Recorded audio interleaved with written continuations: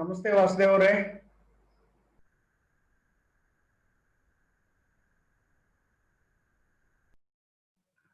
Sir ನಮಸ್ಕಾರ. Professor Channaveer sir, ಚೆನ್ನಾಗಿದ್ದೀರಾ sir? ನಿಮ್ದು ನನ್ನ ಮಾತು ಕೇಳಿಸ್ತಾ ಇದೆಯಾ ಚನ್ನವೀರ್ ಸರ್?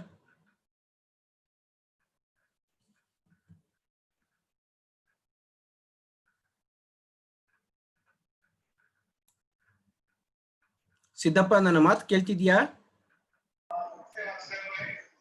ಸರ್? ಕೇಳಿಸ್ತಾ ಇದೆ ರೆಡ್ಡಿ ಇಲ್ಲಿ. We can hear you sir. Okay, Channaveer sir ನಮಸ್ಕಾರ.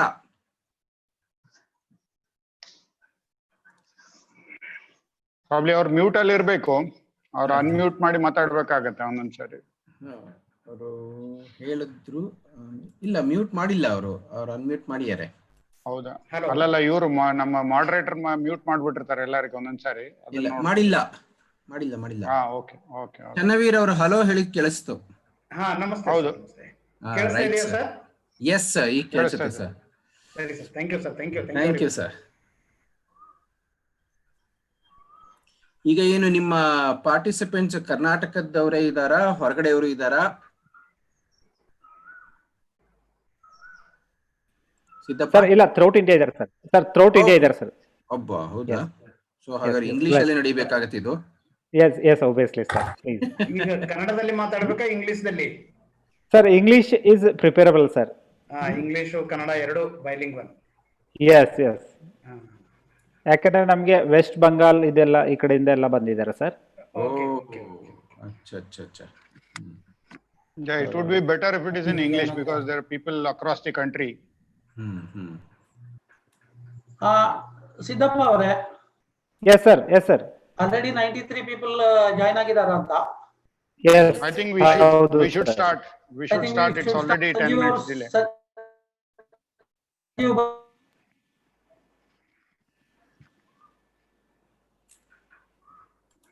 Hello. Yes sir. Yeah, I think we should start. So we can ask Sanjeev Elballi to start with the introduction and welcome.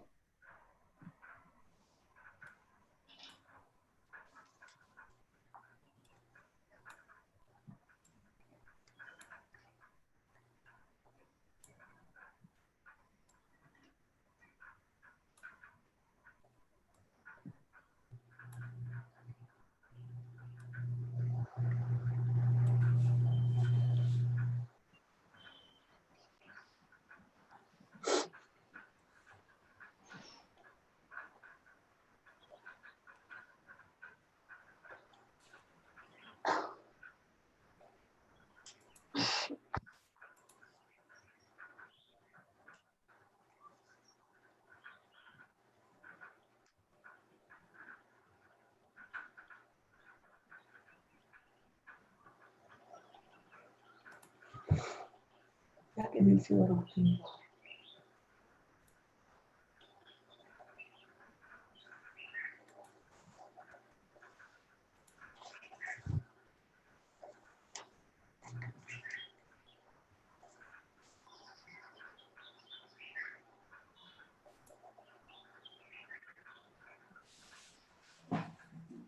ಅದೇ chat ಮಾಡೋದು.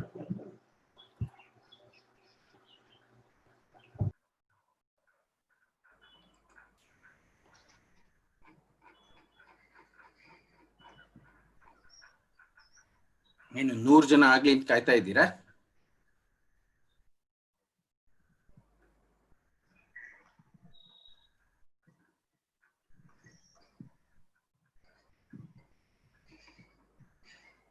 Sir Sanjeev Kumar sir join ಆಗ್ತಾ ಇದ್ದಾರೆ. 2 minutes sir please. Okay. He is going to start sir introduction so that please bear with only 2 minutes sir. Okay, right.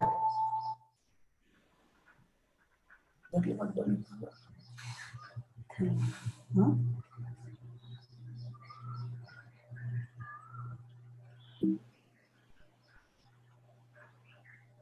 ಚಿತ್ರ ಬರ್ತಿಲ್ಲ.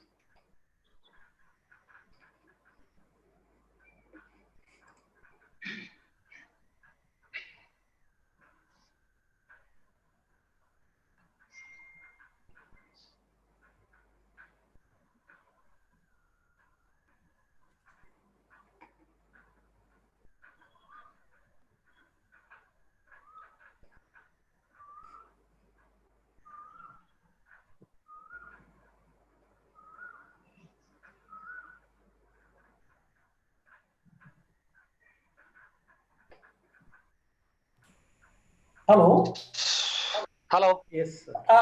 Sanjeev sir ಬಂದ್ರಲ್ಲ? Yes, we can start sir. Okay. Yes.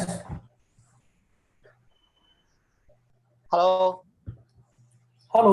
Yes, we can hear you sir. You can start sir. Okay, sorry, it's because of some technical problem. It is getting little bit. So good afternoon all. I am Sanjeev Kumar Ilballi, President of Writtipara Samaja Karyakartara Sangatne Gokak. This is the BSW alumni. So welcome you for the national webinar on challenges to professional social work intervention in the light of COVID-19. This webinar has been organized by BIRDS BSW College Locality, Writtipara Samaja Karyakartara Sangatne Gokak, that is the BSW alumni, and Karnataka Association of Professional Social Workers of Bangalore. And this webinar has been organized keeping the objectives of analyzing the impact of COVID-19 on different fields of social work practice and to explore remedies, measures to deal with the crisis and continue the intervention process. I am absolutely delighted to say that we have two very eminent, excellent speakers are with us. One is Vasudeva Sharma ji, Executive Director of Child Right Trust, Bangalore, and another personality is Dr. Chanavir, Arum sir, HOD, Dean, Department of Social Work, Central University, Kalburgi. And I am heartily welcoming both the party, both the research person on behalf of BSW BIRDS, BSW College Locality, and Writtipara Samaja Karyakartara Sangatne Gokak, and Karnataka Association of Professional Social Workers Bangalore. And Thank you. now I would like to take privilege of welcoming the President of BIRDS organization, Mr. Arum Patil ji. He is the Executive Director of BIRDS. society. And with me, I have a privilege to welcome my principal, sir, and Professor B.K. Barlayaji, and Jirlimat, sir, who is the head of Department of MSW Birds, MSW College, Thaneti. And I am also welcoming all the participants who have already joined this webinar. So now I am requesting Professor Barlayaji to introduce the program and as well as the resource persons who are in a national webinar. Thank you, sir. Over to Barlayaji, sir. Professor Barlayaji, sir. Good afternoon, everybody. Respected resource person of today's webinar, Shri Vasudeva Sharma ji, and Dr. Chanavir sir, and my dear friends in social work profession. It's my pleasure to introduce today's eminent speakers of this webinar on challenges to professional social work intervention in the light of COVID-19 epidemic, which is jointly organized by Birds Social Work College Locality, its alumni association of our college, namely Vrittipara Samaja Karyakartara Sangatane Gokak, jointly with the Karnataka Association of Professional Social Workers, Bangalore, on challenges to professional social work intervention in the light of COVID-19. Birds BSW College is promoted by a leading NGO, namely Belgaum Integrated Rural Development Society. College started in the year 1991 as a second undergraduate social work college for Karnataka after Roshni Nilaya, Bangalore.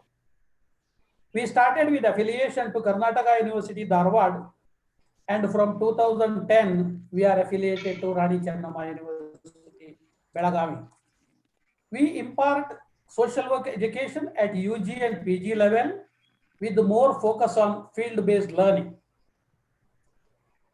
As an opportunity for learning social work skills, we organize different programs where students are fully involved in organization and management of it.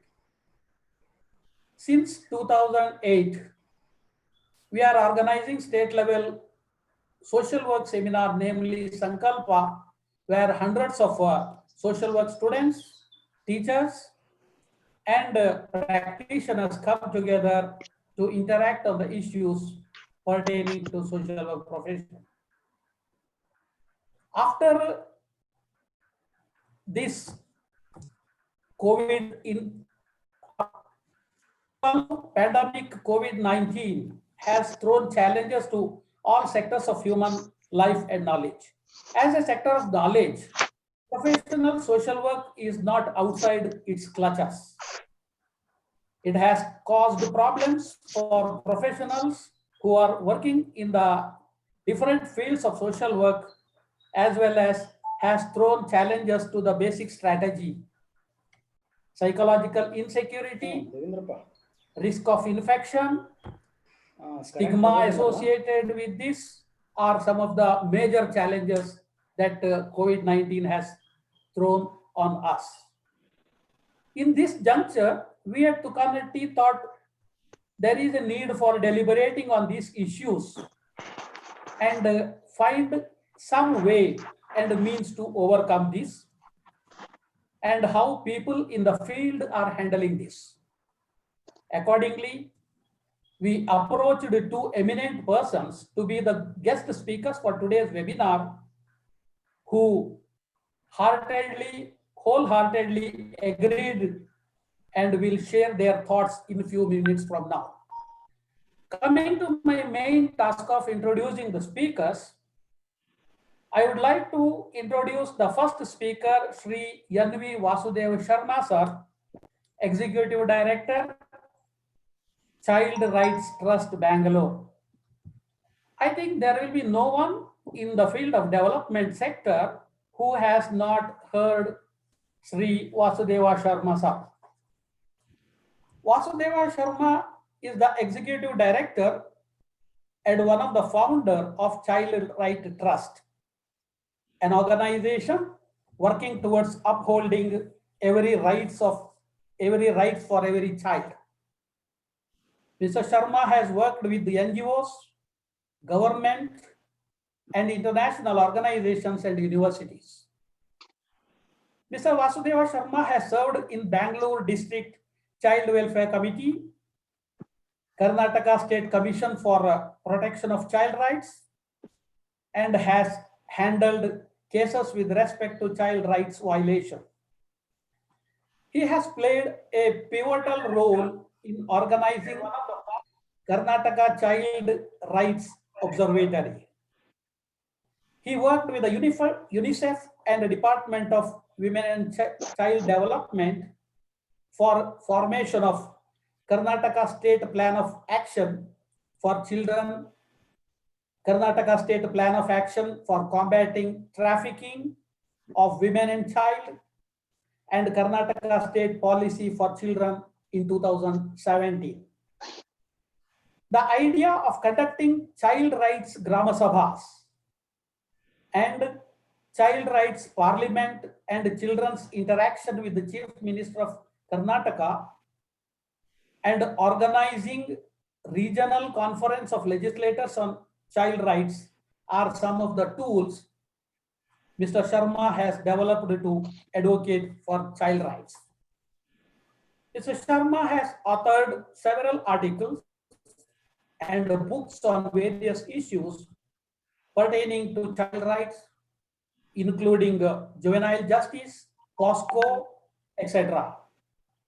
Presently, Sharmaji is now the president of Karnataka Association of Professional Social Workers and active member of Indian National Professional Social Worker Association. He is the recipient of Karnataka State Child Welfare Award, Karnataka State Bala Vikas Academy Award, Karnataka Charaka Development Journalism Award, and a Lifetime Achievement Peace Day Award from Indian Foundation for Global Peace Education. With these few words, I welcome Shri Sharmaji as a speaker for this webinar. Welcome, sir. Thank you. My second speaker of today's webinar is Professor Arum Chanavir, who is basically from Basava Kalyana of Bidar district. He completed his MSW and PhD from Department of Social Work, Gulbarga University, Kalaburgi. He served in the field of mental health and rehabilitation at Richmond Fellowship Society, Bangalore. He also worked as a family counselor at Sangameshwara Mahila Mandal, Kalaburgi. He started his career as a social work educator at D.K. Shinde School of Social Work, Cyber Kolhapur. Then at the Department of Social Work, Walchand College of Social Work, Solapur. He joined as a reader in Department of Social Work, Kuvempu University, Shivamogga. He also worked as an associate professor in the Department of Social Work, Davangere University, and presently he is working as professor and head Department of Social Work, Central University of Karnataka, Kalaburgi.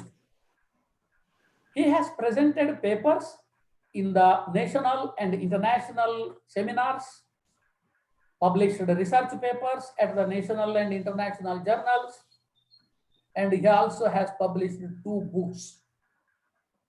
He visited Nepal and Bangladesh on issues relating to social work education.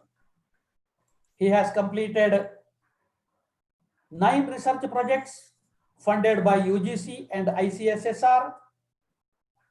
He has guided 6 PhD scholars, presently guiding 4 PhD scholars and 1 MPhil scholar in psychiatry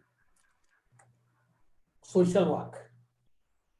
With these words of welcome, I welcome Arum Chanavir sir for this webinar, sir. Welcome you, sir. Finally, while concluding my thought and welcome introduction, I would like to thank Shri Arum Patil sir, Executive Director of Birds, for supporting us in this venture. Similarly, I also need to mention the names of two of my friends, Mr. Sanjeev Kumar Elbali and Dr. Siddhappa Madar, who are instrumental in making this webinar a reality. With these few thoughts and words of introduction of today's speakers, I will conclude my introductory remarks, wishing all the success for today's learning process through this webinar. Thank you, sir. Now, I will request Shri Yandhvi Vasudeva Sharma, first speaker of today's webinar, to share his thoughts on the subject Child Protection, Challenges to Social Workers in COVID-19 situation. Sharma sir, please. Thank you. I request the host to kindly give me permission to share the screen. Well, as he's permitting me to share the screen, I thank you, the organizers, for inviting me and giving me an opportunity to share my ideas and experiences in terms of protecting the rights of the children in this COVID period. I should thank Mr. Professor B.K. Barlaya for calling me about a month ago and inviting me for this. I also thank Shri Arum Patil, one of my senior, very old friend from Birds. I know him as an MLA and I know him as an NGO person. I know him as a lead organization for several developmental interventions. Unfortunately, I have not yet visited Birds, although Mr. Patil has invited me several times. In fact, there were 1 or 2 times when I wanted to go from Belgaum. There was some reason or the other to give some excuse to say that I couldn't visit them. Well, this is an opportunity to be with Birds and the organization to take on. Thanks for permitting me to share the screen. Let me start my session. I understand that I have about 40 minutes time and I should be in a position to take it on. I hope you can see the screen. Can somebody confirm it? Yes, sir, we can see. Okay, fine. Thank you. So the topic, as it has been already mentioned, is about discussing challenges to us. Us means the professional social workers, particularly in a period where the whole world is struggling to cope with the COVID-19 has created. Today it is now called as pandemic. Till recently, it was hoped that it will not be getting into the communities, but unfortunately it has entered the communities and we are afraid that we may have to live with this pandemic for another 5-6 months. All predictions that it will be ended by August is probably proving wrong.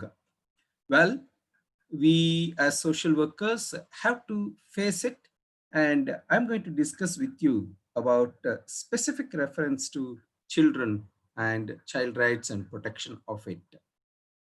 This is the plan.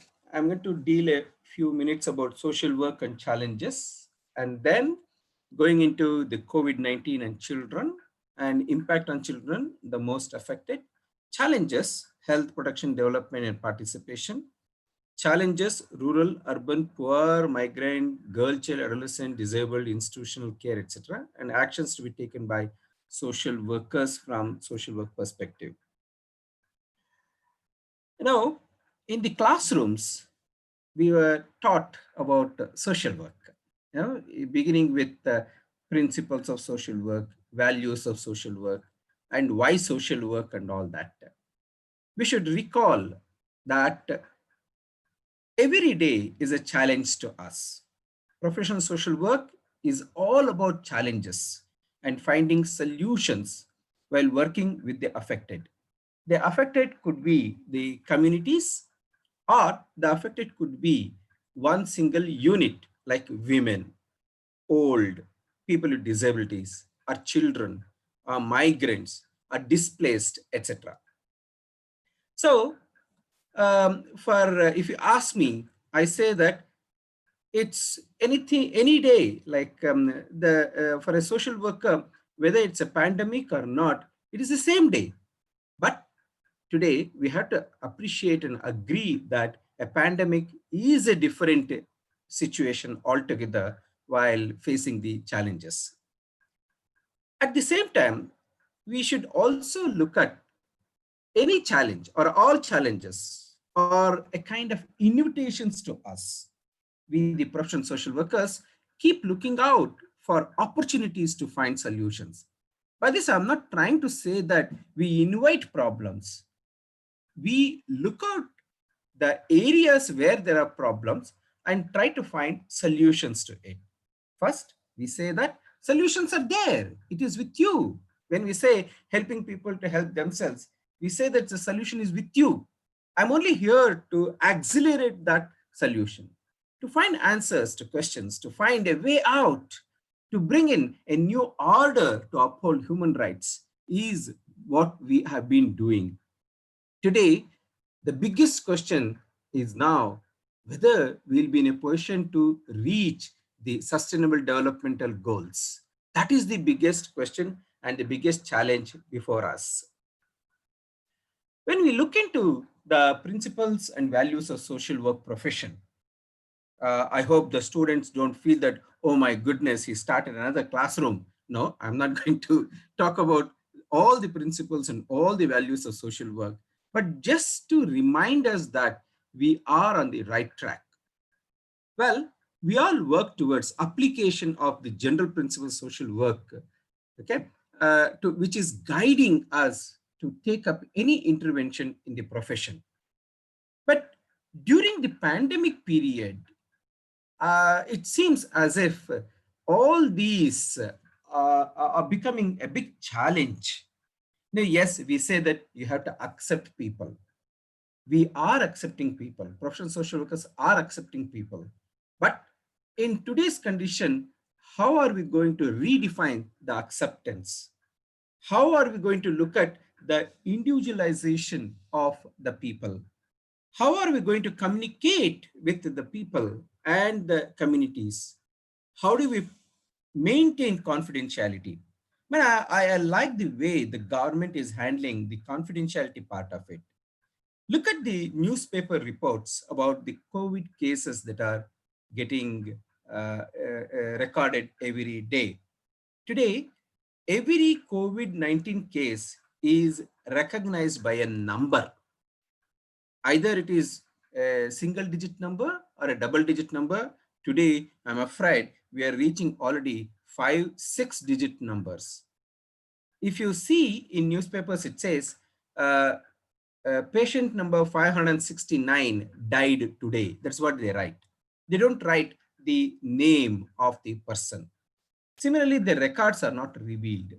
Determination. Yes, we have to be determined to find solutions and to help people. Non-judgmental attitude. This is very, very required, and sometimes it shakes us. Non-judgmental attitude. We cannot discriminate a person and say that he or she is responsible for spreading pandemic. No. Then controlled emotional involvement. We cannot become angry. No? We cannot shout at people. And also we cannot instigate somebody to take action on somebody else or some other group. Now, we have to maintain the principles of social work while intervening in the communities, whether it is with children, women, or anybody. Probably, if you look at the situation when people are walking back to their natives from cities like Bangalore, Mumbai, Hyderabad, etc., it is the general public who helped them. more than the professional social workers, more than the government, more than the NGOs. It is the general public who fed them, who gave them fruits, who gave them food, who gave them shelter and treated them really well. That is actually the application of social work principles. Then comes the values. Now, we are here to serve. We are here to uphold the social justice. We are here to see the dignity and worth of the person is always respected. And we are also here for the importance of human relations, developing human relations. And integrity and competence are now face to face to take affirmative action to help the communities to help themselves. Again, go back to the communities, the general public, the villages, the people from the towns who actually helped thousands and lakhs of people who are walking there when they are going back to their natives. Probably we have to say who are the heroes at this level. It is not the social workers, but it's the general public. And today, the pandemic is a reality.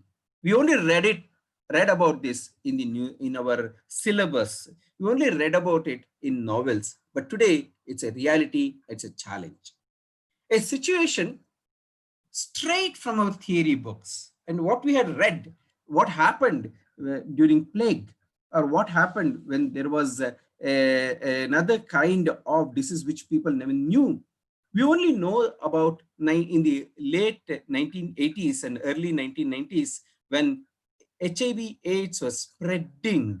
I'm sure Mr. Arum Patil, who heads an organization called BIRDS, who is a lead organization in prevention of HIV AIDS and providing services, probably they can write about their experiences and say that how HIV AIDS was controlled through their interventions.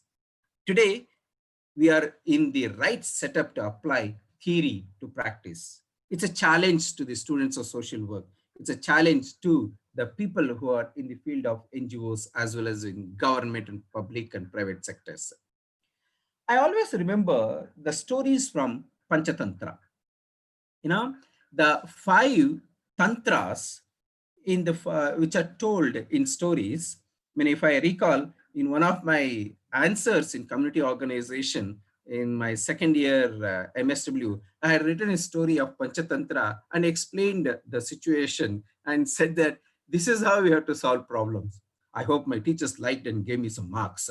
Well, we, the students as well as teachers, have to read a lot, read several things which are already available and the new stories that are coming up.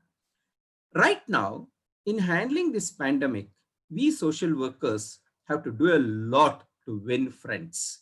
Friends in the form of NGOs, in the form of communities, in the form of government, private sector, everywhere we need to win friends. It is not just to get money for our work, but also to get ideas, to bring in people to work with us. We need to do a lot. We should see that we are not losing friends for small reasons. And we have to continuously keep them in the loop. Then, look here, the acts, sometimes what we do without thinking. In a spur of a moment, we have said something, or we didn't do something. It may lead to losing very, very important contacts and work. So we have to be very careful in our interventions. How to come out of difficult situations without losing things. This is what we are right now. And the next one, rules and strategies of war and peace. Currently, we are actually in a warring situation. We may not be fighting using weapons. We are not holding daggers. We are not holding guns. We are not taking pistols or bombs, but we are holding instruments called patience, instruments called principles, instruments called self-restraint. We need to tell people that we have to use these strategies to win over this war called pandemic. Well, if you have heard our Prime Minister in the month of June in his Mann Ki Baat, for the first time, I'm not mocking, I'm trying to say, recognize it. For the first time, we heard the Prime Minister and the government recognizing the contributions of the civil society organizations and social sector's role, and really the NGO contributions in combating and containing coronavirus and COVID-19. They mentioned it to say that it is with the help of these people, that is the civil society organization, government is working. Well, thanks to the government for recognizing it, and let's feel proud that we are all part of it, that kind of an intervention. State governments, in Karnataka particularly, is appreciating the efforts of hundreds and thousands of individuals and NGOs, CSOs and other groups for their selfless efforts in the pandemic period, particularly joining hands with the government. They have recognized it and they have made a list of NGOs who are taking part. My experience in Bangalore every day, wherein NGOs are running around to provide services. And a lot of schools of social work, as well as NGOs, industries, community associations, and associations of social work, going all out to provide helping hand to the government and to the affected communities. So we are being recognized for our work, and let us not sulk and say that no one looked at us. People are looking at us. Media is writing about it. Then let us come into the topic of today, that is COVID-19 and children. It is said that children are not the face of this pandemic, but they risk being among its biggest victims. This is what UN policy brief said in the last March. That is when pandemic, rather the disease was breaking out in India. By that time, UN had already observed in other countries and warned India to take care of the children. Children of all ages are being affected, and it may lead a lifelong scar on everyone, and particularly on children, because of the poverty and because of the economic impact it is going to affect the parents and the families. Today, it has become a public health emergency. Let us accept it. And not only it has become a public health emergency, it has exposed us all, me, you, everyone, because of lack of preparedness. We have no prior experience, particularly this generation. In the last 30, 40 years, we are the people who are in the field and we have no experience of handling a pandemic. Probably we know how to handle a flood, how to handle a communal fight, how to handle tsunami now, how to handle a community which gets probably financially in a difficult condition. We know how to handle them all, but we didn't know how to handle a pandemic. Probably this is going to be a lesson. This is going to be a part of the theory of social work and every other field in India in the coming days. And particularly we, the social work students, have to study how to handle pandemic in future. Then the most affected, we all know about it. I need not have to mention it. The migrant families, migrant laborers, and the children there, the old, the homeless families, and families living on the streets, people with disability, and daily wage earners and the unorganized sectors are the most affected. Then comes, why it is not moving, dear, move dear. Yes. COVID-19 is said to be a health pandemic, but it is not just a health pandemic. It is impacting on every sector, economics, social, cultural, political, and whatnot. Everyone is affected. The small shop owner who is just in my neighborhood is suffering because his shop will be shut down at 12 o'clock. They have to open by 7 and close down by 12 o'clock. What kind of vyapara or what kind of business he has? Very little. And I may be sitting at home, but I'm working from home. I get my salary. But what about a coolie who is there out in the field? So it is affecting everyone. One of my friends who is a performing artist was telling that in the last 3 months, they have not got even a single performance and they have no money in their hands. Some people have even gone to the extent of committing suicide. I'm so sorry about it. Because everything boils down to financial issues. The physical health issue is affecting the mental health and well-being, and people are getting disturbed. You read about it every day. The societies comprising of children and adults as individuals. When we say in social work, we talk about individuals, families, groups, and communities. All are affected throughout the world, and particularly in poor countries, and India too. India is a poor country. We may say that there are rich people, but India in total is a poor country. Then the societal state of mind is also affected very badly. We cannot have quicker and pointed interventions, but everyone are asking us, social workers, give me a solution, give me a solution. How do I give a solution from just read a book and take a leaf and say that this is a solution? It is not like that. It is not magic, and we have to think over it. The most tangible figures from the issues related to children are from the education sector. Globally, 1.5 million or 150 crore students are out of formal education. In India, it is 25 plus crores of children who are in the age group of 60-18 are affected.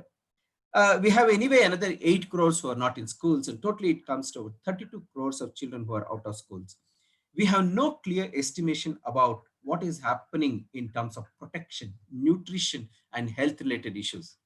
We know that immunization, routine immunization was affected, and it has started only recently, and I hope it will reach every child. Today's newspaper says that people are taking, that is mothers are taking their children to PHCs for immunization, but in the PHCs there is rush because others, that is all PHCs are also fever clinics. So people with fever who may be affected, who may be infected by coronavirus are also there, and it is opening up a Pandora's box, and it is opening up possibilities of children getting infected. So we don't know how to mitigate. We don't know how to take action. In the last 3 months, we only saw families leaving cities with their children, either walking or taking some vehicle in a very, very risky manner. It happened just 4 days ago when people left Bangalore to reach their natives. People just rushed out. And what is going to happen to the education, health of the children is still a question. We are all talking only about economic issues and its impact on health and supply of food. We should look at what happens to the mental health of these children. Now the impact of children. Well, children are part of the families. They are looked after by the family breadwinners, that is mother or father or both. Today, because of loss of wages or less cash flow, there is always scarcity of food and medicines, falling into the poverty and debt trap. This is what the SDGs, Sustainable Development Goals, was telling. The very first goal of Sustainable Development Goals, it says no poverty, and if there is no poverty, there will be no hunger. But today, many families are at the risk of falling under poverty line, and because of that, hunger, and then they may not get health care. They may not get health care for minor ailments. They may get health care for larger health disorders. But that is also questionable whether they get the right health care or not. Adult and family anxieties, it is getting transferred on children. Or disturbed families because of COPA, because of anger, they may take it over on the children. Children may get beaten up. Children cannot go out. Children cannot play in homes because not all homes are spacious. There will be just single room homes, and parents may transfer all their ire, all their anger on children. They want children to behave in a nice manner. They should be disciplined, but children cannot sit in a disciplined manner. Today, they also want computers, they also want laptops, they also want the mobile phones, but all may not be having mobile phones for either for education or for entertainment or for communication. So families get disturbing. Then girls, the face of taking all burdens.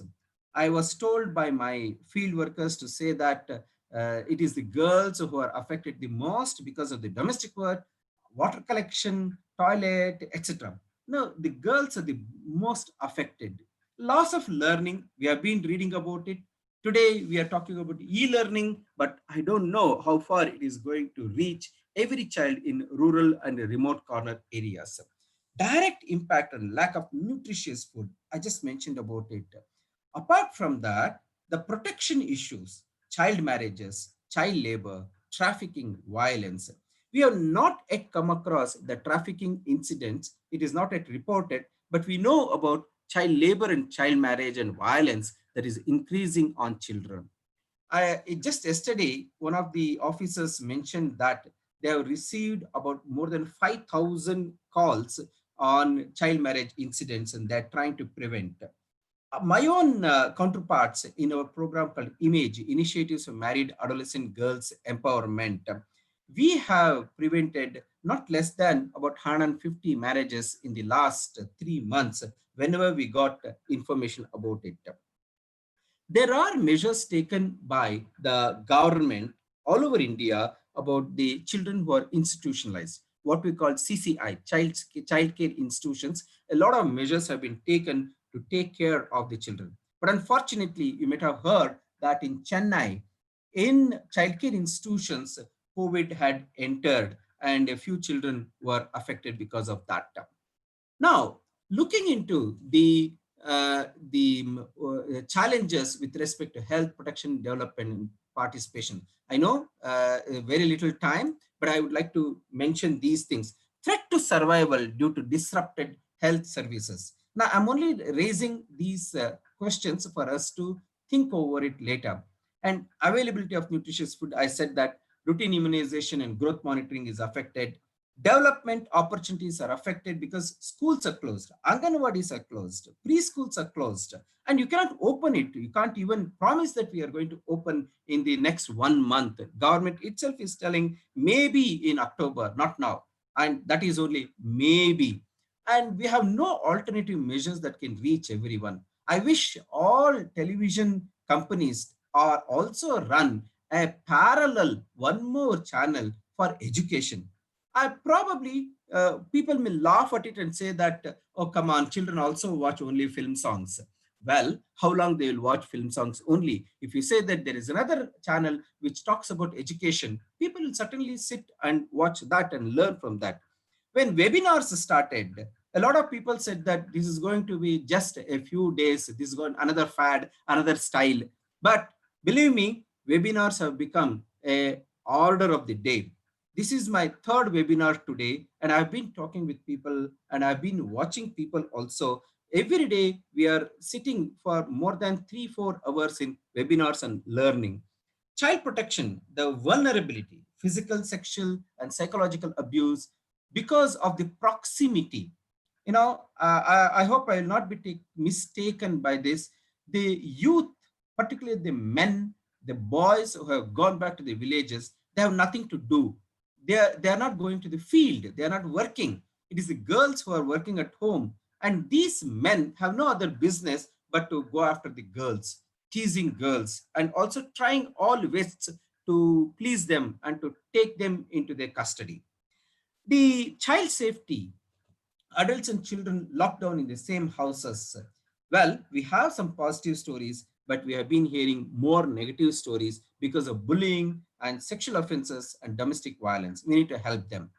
Child marriages and elopement, the worst is yet to come. We have not yet seen, but once the lockdown is completely open, probably we start hearing more stories about it.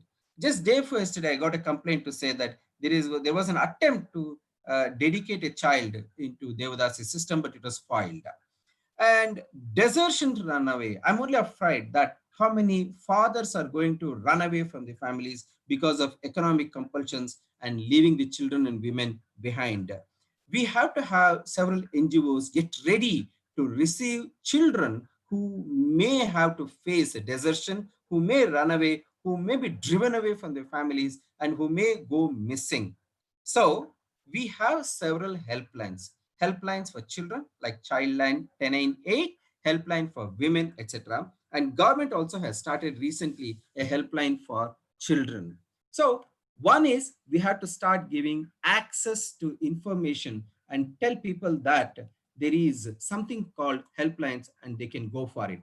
One of the helplines that I'm part of it is about psychosocial counseling that has started with UNICEF. Right now, because of the no jobs, no employment, no earnings, these are the social challenges. Stigma, one way it is about related to the disease, but more than the disease, people are telling that, look, do you know that that man lost job? Do you know that this woman has lost job? That in itself is a stigma. Do you know that somebody is giving them, government is giving them ration? So what? But people should be helped not to talk about it. This kind of discrimination on that. And children with disabilities and displaced, lack of shelter and basic amenities. A lot of people are sent to government shelters where there was no toilet, there was no water, there is no food. But slowly they are improving. I hope it will help people. And lack of health facilities. For minor ailments today, you cannot go to a clinic. The medical shops which are selling on the desk off the counter paracetamol, now they say that give me your telephone number. The moment they ask for telephone number, people run away. They say, no, I don't want your medicine. No, this kind of health facilities should be given to everyone.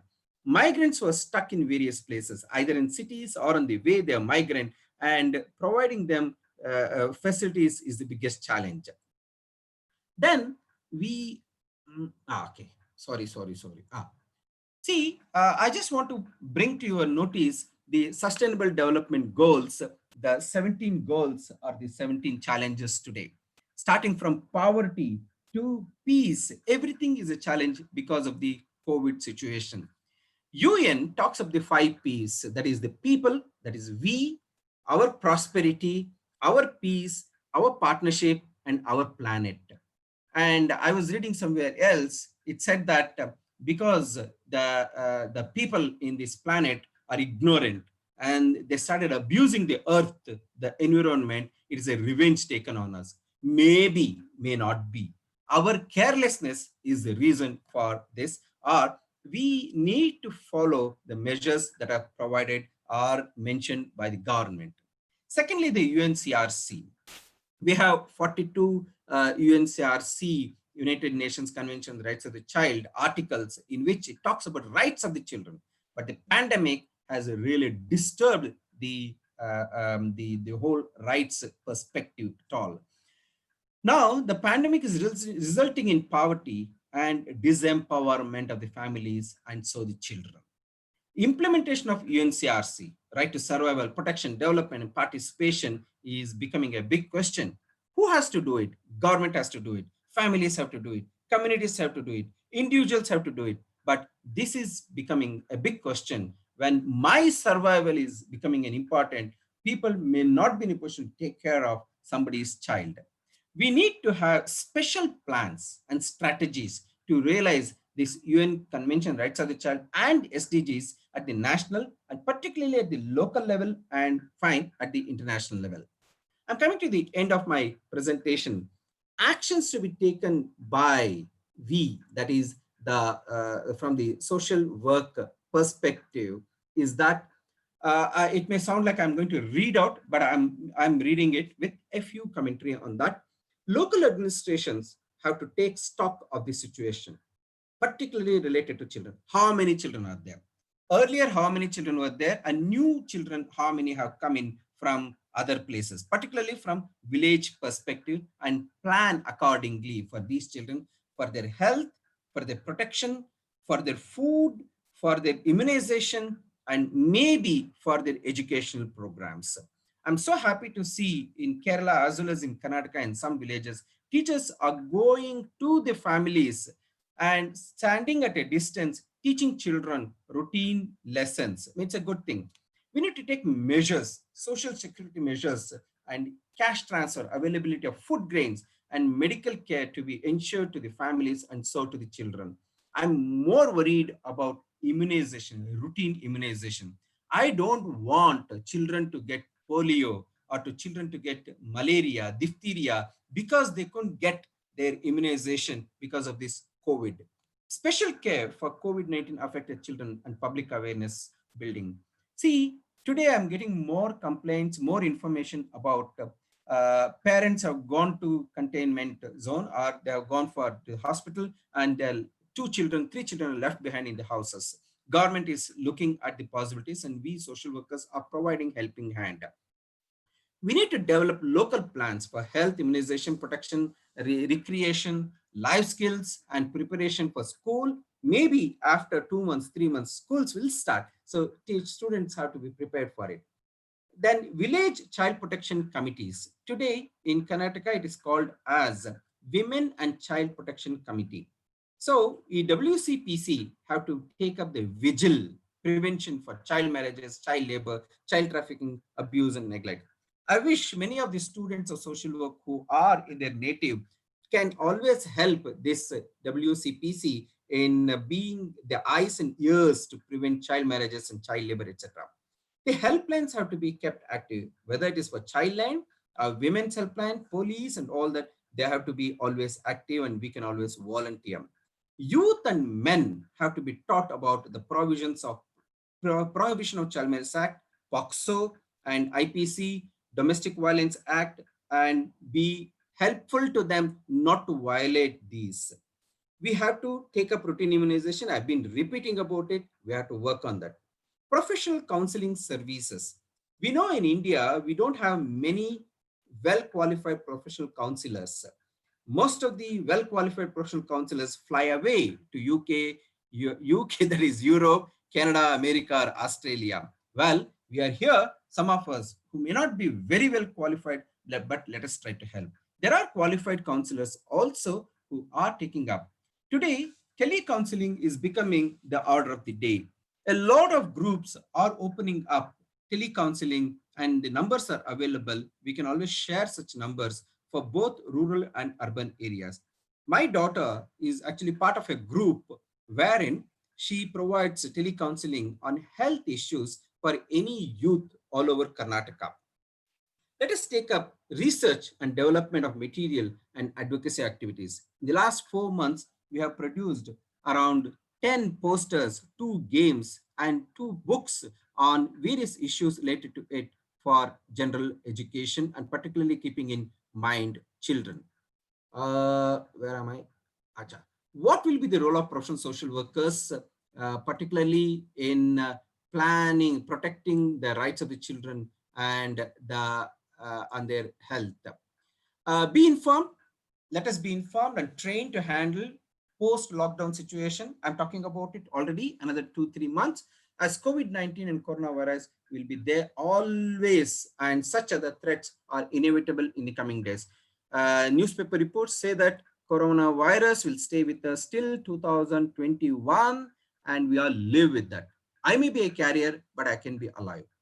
And we may have to start everything from the scratch, have to learn from the current situation and restructure our syllabus of social work education strategies. I mentioned it in the beginning, and I also say that we have to include these in our syllabus. We need to move away from the current minimum wages discussion, but what is minimum requirement for the families so that they can take care of the children. Protection is a larger umbrella for children under which health, development, participation issues should be understood. The question would be changed, but there will be new fields of equations may be changed, but the new fields for interventions to come. We have a lot of areas to work for social work. The support groups, that is funding agencies, they may have to change their priorities. They have to understand, realize why NGOs can do or cannot do something. We have to understand SDGs, Sustainable Development Goals, from the new demands and act while working in close relationship with the government. But we have to keep the local governments and local areas in mind. Lastly, for the social work students and possible responses at the current situation, and I welcome and I suggest for the students of social work to take up field work in the field of child-centric issues by joining local governments. I'm not just telling join NGOs, but join local government. That is Gram Panchayat or Patana Panchayat or even city corporation. Join their hands and study the situation of children and take up field work. Relate sustainable development goals and UNCRC in social work implementation. We have to study it. It is all part of the text now. Choose child-centric subjects for dissertation. Your dissertations are there, your block placements is there. Take up child-centric issues so that you are well versed about children, child rights, and child protection.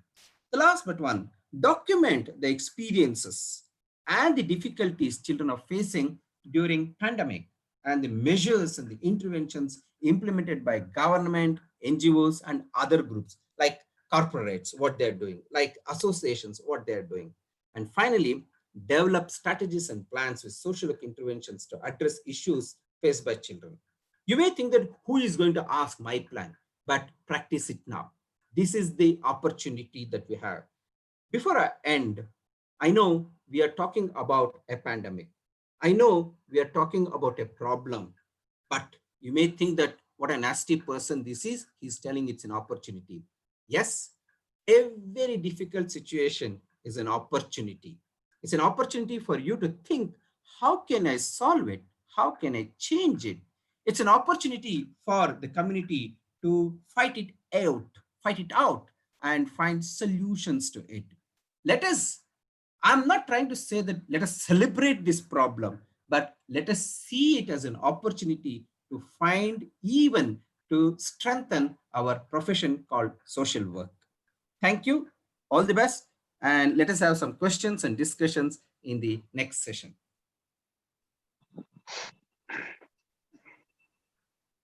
Thank you, sir. Thank you, Vasudeva Sharma, sir, for your nice presentation.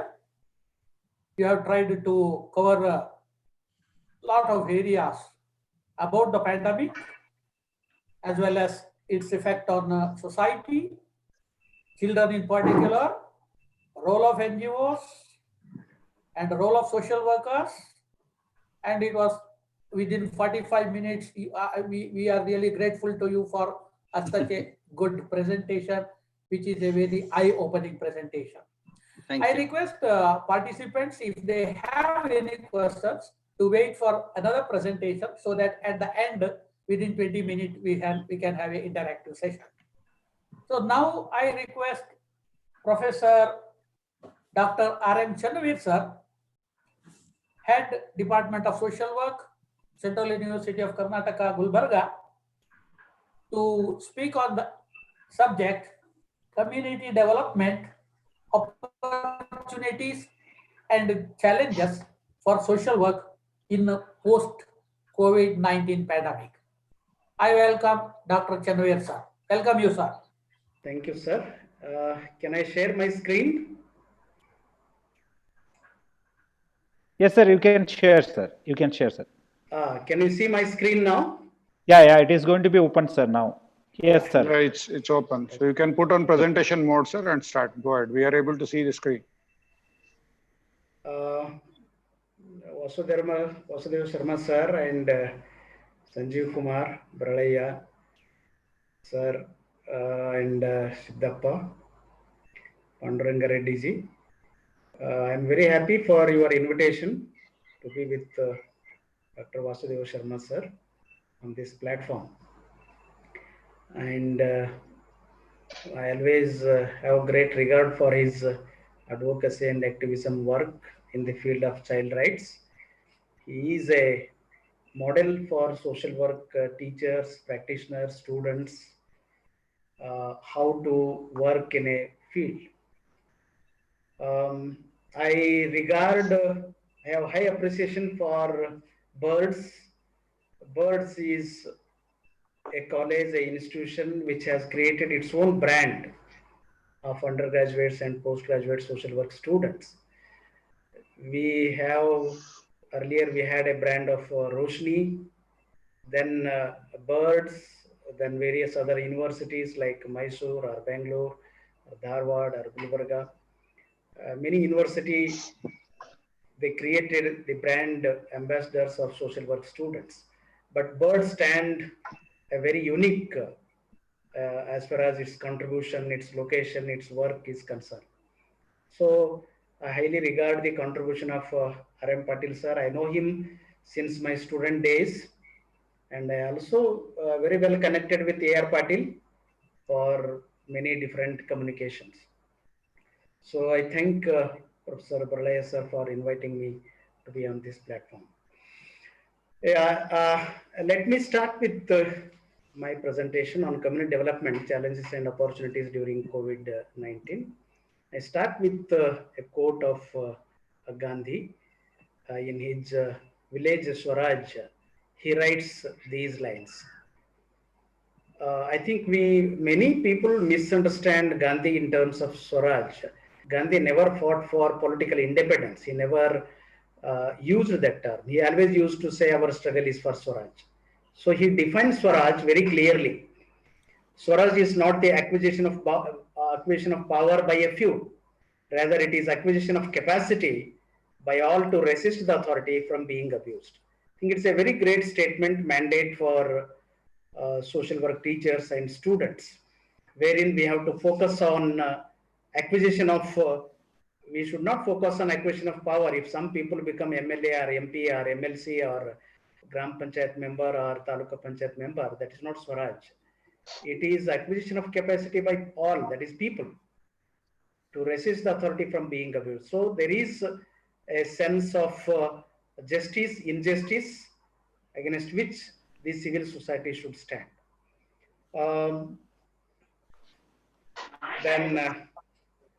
Yeah. So I'm going for presentation mode. I think I have some... It's in the bottom. Hello, can you hear me? Yeah. Yes. Pull down. Yeah, you can. Yes. Yeah.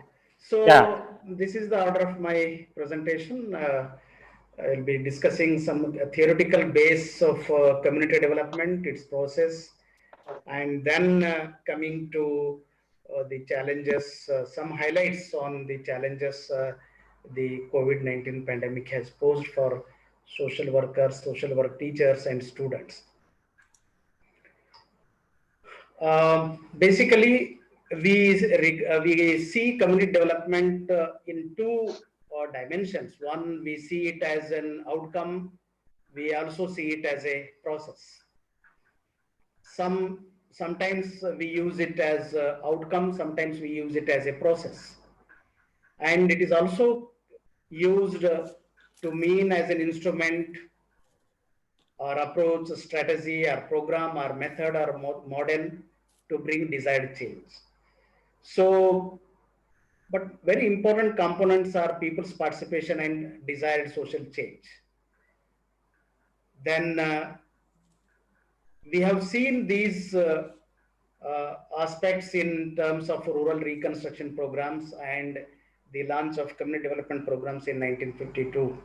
The October 2, on Gandhi Jayanti Day, the program was launched, community development program as extension programs. Since then, many programs have been launched.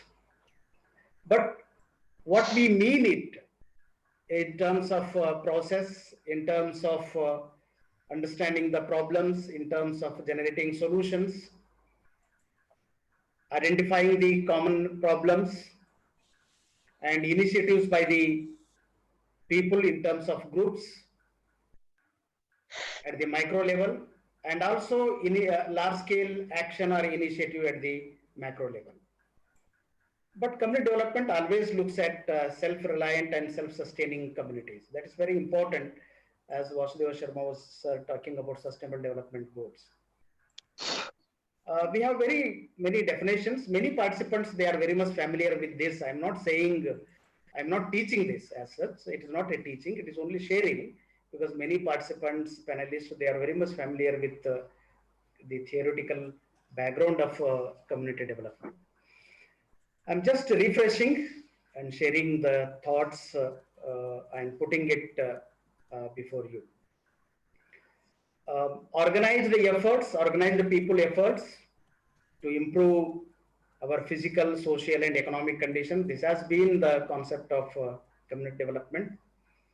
It also has other dimensions like social capital, especially the contribution, the concept of social capital contributed by Putnam, a great sociologist, and it is taken up by World Bank to measure social capital for any development or any community development.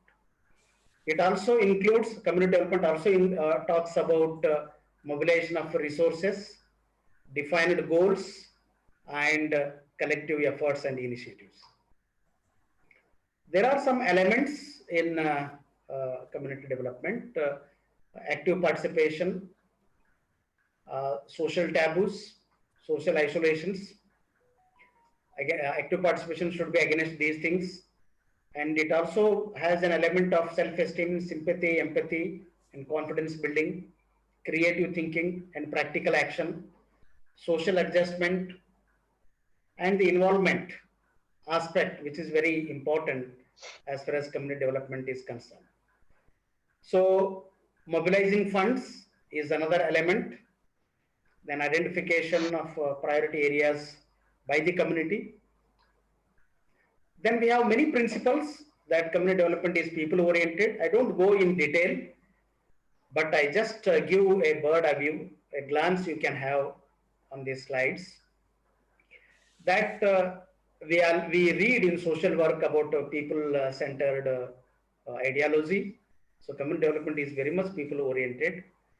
It also focuses on the framework as a principle that in the community development, there are structures that we need to keep in mind. It also includes the stakeholders, the work and the activities. The roles of stakeholders are defined very clearly, and fund mobilization is very clearly defined.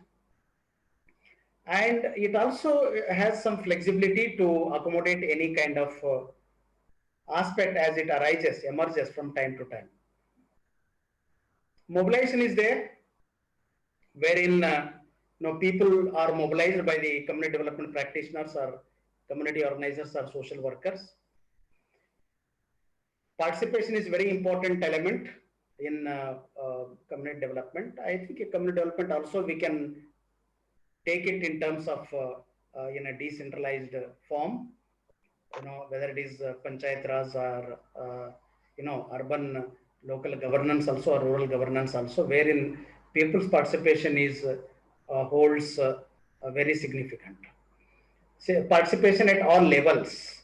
So that is the spirit of democracy that we need to keep in mind, because participation at different levels of planning, decision making, managing, monitoring, implementation, evaluation, in all these levels, there has to be participation by people or the stakeholders.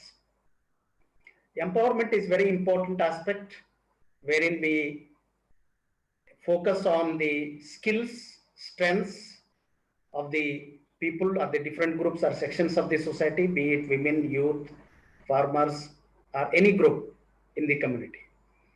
So partnership is another aspect which is very important in terms of stakeholders and all. In every community, we need to forge partnership with the different sections of the society, and we have to evolve a stakeholder group to initiate the community development process. Motivation is another important aspect, wherein our thoughts, our behavior is very much goal oriented and purposeful. It is motivation that keeps people or that acts as a driving force to drive the people towards the desired goal or desired change that people visualized what kind of desired change they want to achieve. Motivation also play a very important role in sustaining the activities or the programs or the projects. We can also have a different form of motivation in terms of resilience, that how people respond under odds, because we are in a pandemic situation, resilience plays very important role. I think community resilience, not only individual resilience, community resilience plays very important role. How community withstand the onslaught or any challenging situation, it withstands its motivation, its energy, its resources, its collectivism to fight or to emerge out of any difficult circumstances or odd circumstances. So we have a very important role in community resilience building. Sustainability is very important aspect in community development because we are looking at sustainable development goals. Sustainability is very important character. Earlier, we used to talk about economics of permanence. Now we are integrating sustainability, sustainable development in social work or in social science. Social justice is important, that community development focuses on, whether it is Antodaya or Sarvodaya or the Dalits, Adivasis or depressed classes. All these sections of the society are ensured to attain, to achieve or to get social justice, whether it is distributive justice in terms of sharing the resources or access to resources. So justice is very well defined in community development. Okay. So we have different programs in various fields. Some of the programs related to children. Dr. Vasudeva Sharma sir, he has briefed.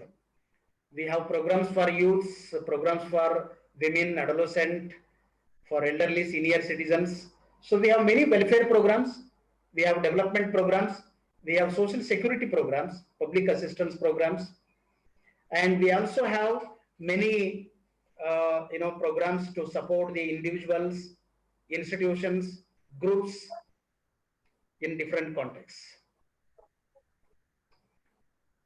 So there is a process of community development. We identify problem, then we frame or mobilize or emerge with stakeholders in the community where we want to work, because we have to identify a problem. For that, we have to have some scientific process, social work process to understand the community, to study the community. And there also involves the research process. It may be qualitative and quantitative, which is an input to identify problem, issue, or need, or any challenge also. Then we have to go towards mobilizing stakeholders. Then we have to also define the strategies for whatever problems, needs, issues, challenges we have identified for the community. We have to mobilize resources, whether it is materialistic or non-materialistic, and we have to design the action plan, implement it, evaluate it. Evaluation also has some scientific process, research process. What are the qualitative and quantitative output and outcome? Output are very much immediate one. After implementing any program, we get some output. We conduct so many trainings, we conduct so many meetings with women group, youth group, farmers group, children group, or poor group. So we engage the community, that is community engagement. These are all the output things.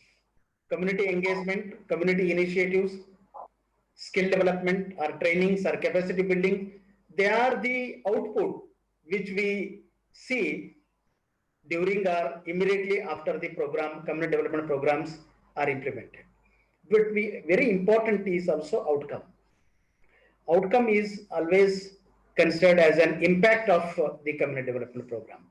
What is the impact of community development on its physical dimension, social dimension, economic dimension, health dimension, education, entrepreneurship, livelihood? So in all these dimensions, what impact the community development program or project has initiated or drive that kind of desired change or improve the conditions.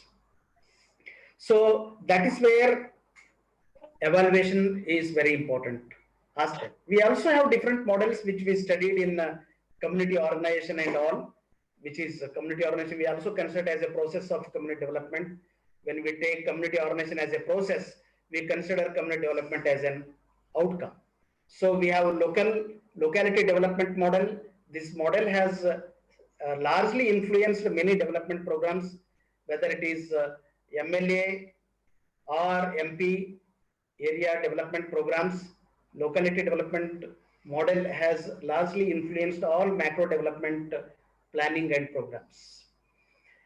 So, wherein community has very important role to play in a design, in understanding the community issues, problems, needs, challenges, in designing the solution strategies to deal with it, in its implementation, in its evaluation, in its monitoring, evaluation, and also sustainability. We also have social planning where there are some technical issues, challenges, or aspects it requires, because development is not just social, it is also technical. You know, sometimes we use socio-techno model where technicalities are also involved in dealing with community development process or community issues. Be it, suppose we are working on renewable energy, how do we do demand assessment for renewable energy, be it solar energy, wind energy, biomass energy, biogas energy? We need to have a technical planning. So that's where social workers have very important role to play, how to pool the resources of experts for community development planning. We also have social action model, which is based on social justice, a very important model, which is which has very deep impact on community development to address many critical social issues, to confront the community, to critically look at the community, and what are the stereotypes, prejudices, biases which are harmful, undesirable for the development process. Such issues can be confronted, challenged, and resolved through this social action model. So we have community assets model. Many development programs focus on community asset, be it MGNREG or any program. You know, it may be physical asset, it may be social asset, it may be psychological asset, it may be economic asset or financial asset. So asset is not just physical. Asset is also social in terms of groups, in terms of networks. Now we are talking about virtual network or stakeholder. So we sustain the development process. Development process cannot be sustained without integration of these assets, whether it is physical, social, psychological, economic, financial, all these. So yeah, social capital. So there are different approaches that I don't go in detail because we have to focus more on the current aspects of it. Community development we also consider as it has some theoretical base in terms of empowerment, ecological systems theory, where we bring, in the bottom-up approach of development. These are very important aspects. Communication theory, positivism. These are the theoretical aspects which are very important in community development process. What I would like to highlight is that development planning, which has been always top-down, which is always considered as top-down approach. Normally it is studied in economics and sociology. But in social work, we always focus on bottom-up approach, where we have decentralized system, whether it is Panchayat Raj system or, urban local bodies, urban local governance or rural governance plays very important role. Now there is bottom-up approach from Gram Sabha, from Ward Sabha, from Gram Sabha. Many development planning takes place through social interaction, social meetings, community meetings. Whatever people suggest, they propose the needs, issues, problems, they are put in development framework or development action planning, and it is also put in terms of financial plan, then proposed to Taluka Panchayat, Jilla Panchayat, wherein it takes funds from Jilla Panchayat or state resources or central resources. and again programs are implemented at the community level. So communities are the main space where we find implementation of all the programs which are planned at the central level, state level, or Jilla Panchayat level. So the role of Panchayat, the role of PDO, the role of community, civil society, or the social groups plays very important role as far as community development is concerned. Very important aspect that the development has been dominated by, just I would like to highlight the critical aspects of development, what we conceive as development, what we propose as development, and what we hold the meaning or concept of development as such. Development has been dominated by economics, especially macroeconomics. Those experts, they play very important role in the planning of the programs or in the development planning as such. But whereas development always looked at as physical alone, disintegrated from other assets or other aspects. So development has some exclusive aspect. When we look at building roads or infrastructure, there we consider it as the main development assets or ultimate development assets, but that is not the issue here. What is important here, development is integrated concept. It has interdisciplinary domain. It has many dimensions. It has social dimension. It has behavioral dimension. It has economic dimension. It has health dimension. It has environmental dimension.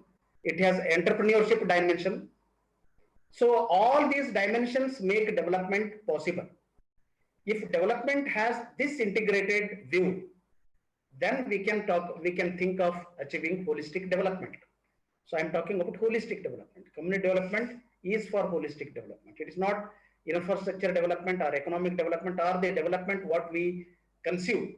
So wherein most of the funds are focused on the physical infrastructure as such. But developing the community assets in terms of not only physical but social, economic, political, or psychological, economic, those are also very important aspects of development. So we need to look very critically on the paradigm of development or community development as such. So I come to the present aspect that what challenges we are encountered with. I think COVID has affected all the countries, almost all the countries, and almost all the population, different sections of the society is affected by the COVID-19. Now the condition is we cannot sit and just worry about or put blame on some country or some groups or whatever it is. That blame game is over at international level. But what is important is how the pandemic COVID-19 has influenced the communities. This is very important issue. In sociology, we used to study about communities as a group of people living together, sharing common goals, common lifestyle, common behavior, common practices, common culture as such. But today's communities are, different communities are emerging. You look at virtual communities, virtual groups, virtual networks, virtual modes which are used to connect to these groups and communities, or these newly emerged groups and communities. Technological intervention is there, be it social media, or be it tools, platforms through which we connect people or engage the community, engage the groups. So more than ever, the communication technologies or ICT technologies are used now. and it has become part of our life. It is a lifestyle. It is a new lifestyle. It is a new lifestyle that we have to accustom with accepting the new technology, especially information and communication technology, virtual technology, in all the fields of community development. Say, for example, we are having new challenges, new issues with regard in the field of education. We are familiar with the issues that are emerging in primary education or secondary education or higher education in total. We are not able to conduct examinations. We were not able to complete the syllabus. We are not able to complete, conduct the classes because all the students, they are at home. They are staying at home because of the pandemic. All people left their schools, colleges, universities. They are staying at home. Now, many schools, colleges, universities, they are facing a lot of problems to complete the syllabus, to conduct the exam. There are at the national level, state level, committees, experts committees who are thinking on these issues. So there is a lot of role, and what community is doing, what kind of spaces are there, are emerging for the social workers to respond in this field. That is where we need to look at. We must be very well versed in Excel functioning, program and all these functioning is very important for us. We should be well versed in the application of social media or virtual technology, be it Zoom or be it Google Meet or Google Classroom, all virtual classroom technologies we must accustom. We must train social work students, social work teachers to how to use Google Classroom, how to use Google Meet, how to use Microsoft Teams. These technological platforms should become part of our lifestyle now. Our work style, rather work style. We have to work with this technology. And internet, of course, that access is, I think we should initiate right to internet, our access to internet should be the right now. Because there is a lot of disparity, diversity, gaps as far as access to internet is concerned. Many rural areas, tribal communities, or even some depressed classes or social groups, they are deprived of access to internet, deprived of access to virtual technology. Then how do we reach them? How do we make education reach the deprived, disadvantaged children or people in different communities, be it a rural community, urban community, or tribal communities? So this is the real challenge in the field of education. And what parents are feeling. There are many spaces to connect to the children of school, parents of the children in the communities.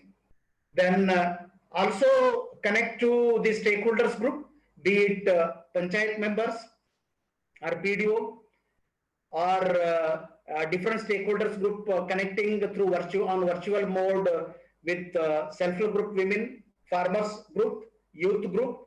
So we need to bring all these groups on the virtual platform. Virtual engagement is the new area for social work practitioners or community organizers or community development practitioners. So this is where we have very important role to play. Education is one, but on the other hand, we also have some issues with regard to health, whether it is because of the pandemic, whether it is physical health or mental health. We need to take lifestyle education, health education, as the community organizers or community development practitioners, they should be trained in health education, mental health education, lifestyle education. With this package, adopting virtual technology, because now we cannot visit anybody's house. We cannot visit any village. Nobody will allow us. There is no entry. So we have to reach, we have to engage the groups and communities, individuals, groups and communities through virtual mode. So, and we have to design the community education packages or training modules, and on virtual platform, or through telecounseling or teleconference, we have to reach these individual groups and communities and bring desired change in their lifestyle, in their behavior, and whatever issues, problems they face, we should be able to connect through virtual mode. Then very important is in terms of health education, where I mean health and nutrition, both are very important now. We have to focus on changing our lifestyle, changing our food habits, ensuring nutrition support to the poor, to the depressed, to the disadvantaged, or different sections of the communities. So how do we connect with these groups, depressed and disadvantaged groups, through virtual mode? Again, virtual mode, because we don't have any direct mode as such. So that is where we have a very important role to play. We also have important role to play with regard to, I told about health, I shared about education. I also talk about the employment issues. So we have very different aspects with regard to employment, unemployment, migrant population, the youths in the communities, whether it is rural or urban. Many people have lost the job, they have no job, they have left the cities, reached their native place. In their native place, they don't have any work except access to food security. A wonderful access to food security is ensured by the state government, central government, and our local governance system. They have played very important role. We have to play very important. We should appreciate the role of all the professionals, be it police or medical or paramedical or the transport and all these essential service providers. They played very important role during pandemic. Literally, on direct mode, they extended their services. I think they have done splendid job in this. Many COVID warriors, all youths are engaged, involved in handling crisis situations during the pandemic. So we have to be very grateful to these COVID warriors, medical professionals, paramedical professionals, police, transport service providers, or ration providers, electricity providers. All these service providers, they deserve a lot of appreciation during this pandemic time. They ensured access to all our basic necessities of life. So despite GDP almost coming to nil, we did not have any serious economic problem, economic crisis as. We can live without GDP growth. We can live without GDP growth. If community has access to its essential services, if people, government play very important role during such crisis time, I think we can live without any problem. GDP alone cannot determine our life as such, or our livelihood as such. So we have lost our livelihood because of the pandemic. People lost jobs, no work, no wage, no salary, no work. So lot of issues emerged because of this. And this has put a lot of pressure on agriculture also. Now we have a lot of people in the villages, but they can't go to field and work. Either they are quarantined, either they are at home quarantine or institutional quarantine or in isolation or in hospital. So these terminologies have become part of our lifestyle and work style now. We never used these terms: isolation, distancing, physical distancing, all these things. So now people have a lot of apprehension to meet. We cannot sit with anybody and talk, because again, it will create virus load. If people are sitting closer, it will create virus load, and it exaggerates the infection. So we are maintaining physical distance, but we have to be connected. Our social interactions, our connectivity has to be mobilized, has to be sustained through virtual mode. That is the only way. So the issues with regard to migrants, poor, the farmers, the women, the youths are very, very serious one. Now, youths, students cannot go to colleges or schools or universities. They're in their home.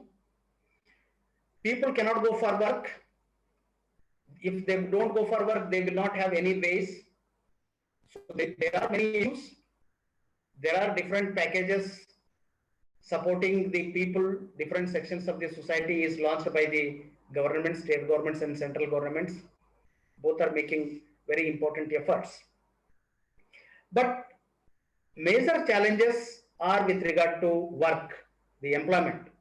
So there is a issue of employment, major issues of with regard to employment, major issues with regard to continuing the education, major issues with regard to lost livelihood opportunities. So these are the issues which are very serious, main challenges for the communities to deal with it, because all the communities are going to handle these issues at the community level. Panchayats are encountered with all these kinds of problems. We also need to focus on agriculture now. There is good rain. Agricultural activities are taking place in the rural areas. MGNRG program was supported during summer, March, April, May, wherein people were, some jobs were created and ensured through MGNRG. But there was also issues with regard to the spread of contamination. Many people had to, stay at home. Again, that hampered many, jobs under MGNRG program. It has created jobs also. That is also very important issue. The pandemic also created new jobs, like, now we have to focus on COVID-related aspects, in whether to support the families through telecounseling or virtual counseling, or on through connecting people through different platforms, whether it is group counseling or such kinds of opportunities are emerging. And there are many internship opportunities created by different by the government agencies, CSR, corporate social responsibility funded foundations. They are also creating internship-based opportunities for the students to work with communities or with individual groups and communities on virtual mode, again, on virtual mode, or data operator. So because now we have to create the data, maintain the data, and analyze the data. So data analytics has becoming a very important part of our governance or our life today more than ever now. So research aptitude, statistical aptitude are very basic things which we need to integrate in our new work or new jobs.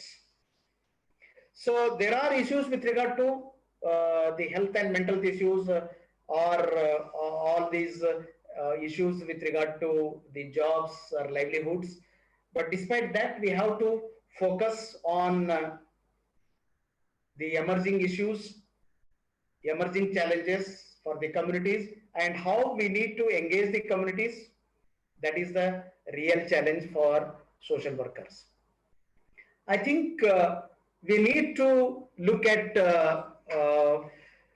these migrants and livelihood opportunities in terms of how these skill development programs can be initiated to enhance the new skills for the migrants or poor or youths or children.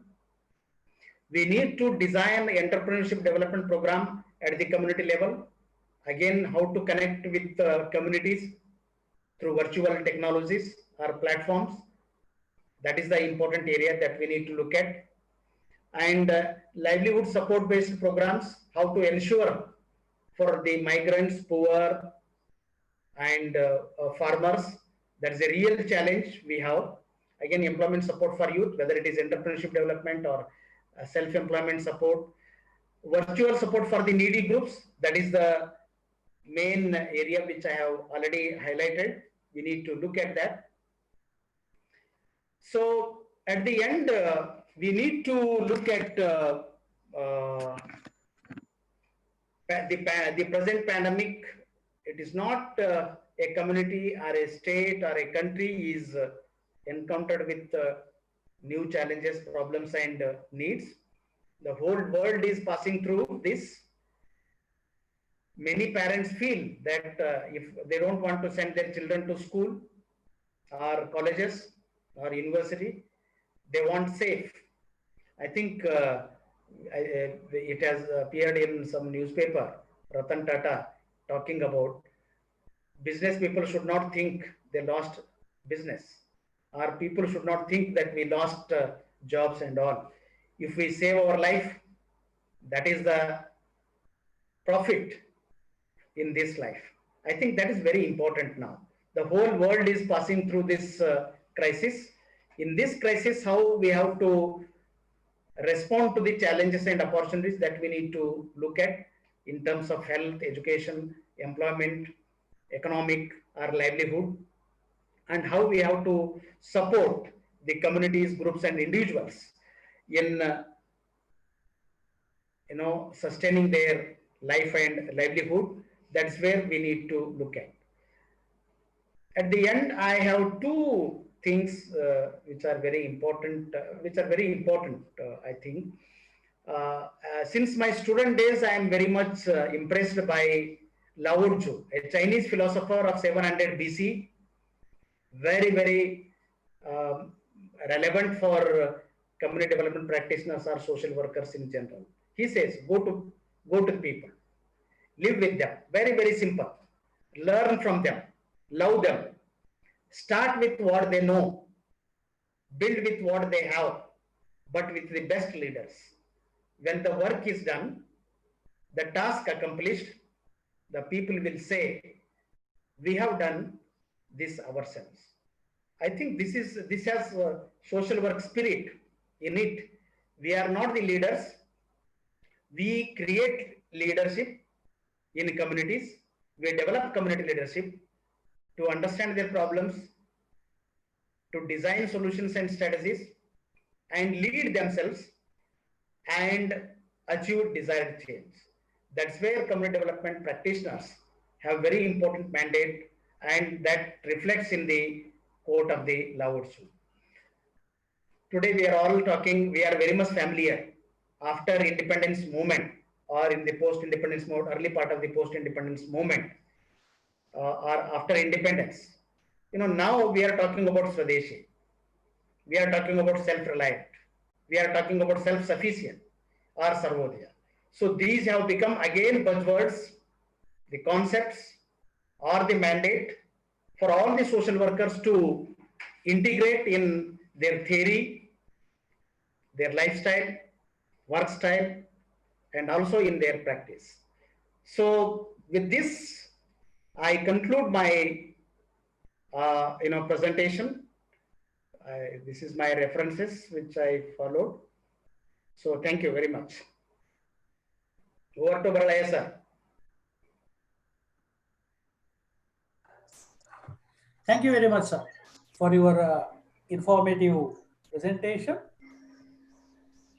Professor Chanavir sir is friend of birds as a Gandhian thinker also. He came for some Gandhi Study Center seminars. So from his presentations today, we also see how the Gandhian concepts are also used in his presentation, focusing on recovering from the impact of COVID-19. So Professor Chanavir sir has taken us around the issues that is focusing on community development and how we can overcome this and use internet, virtual platform, etc. for addressing the issues, so that though there are challenges, there are opportunities as well to deal with the present situation. Because we are the social workers who are working for the helping the people to help themselves. So ultimate goal of social work is making the people self-reliant And Dr. Chanavir sir's presentation was very much focused towards that. Thank you very much, sir. Thank you for your nice presentation. Thank you, sir. Thank you. Now I request Sanjeev Ilavalli, my friend, to coordinate the question and answer sessions if there are any. I think within next 10 minutes, because we are already behind the schedule. If there are any important questions, Sanjeev Ilavalli, please coordinate, sir.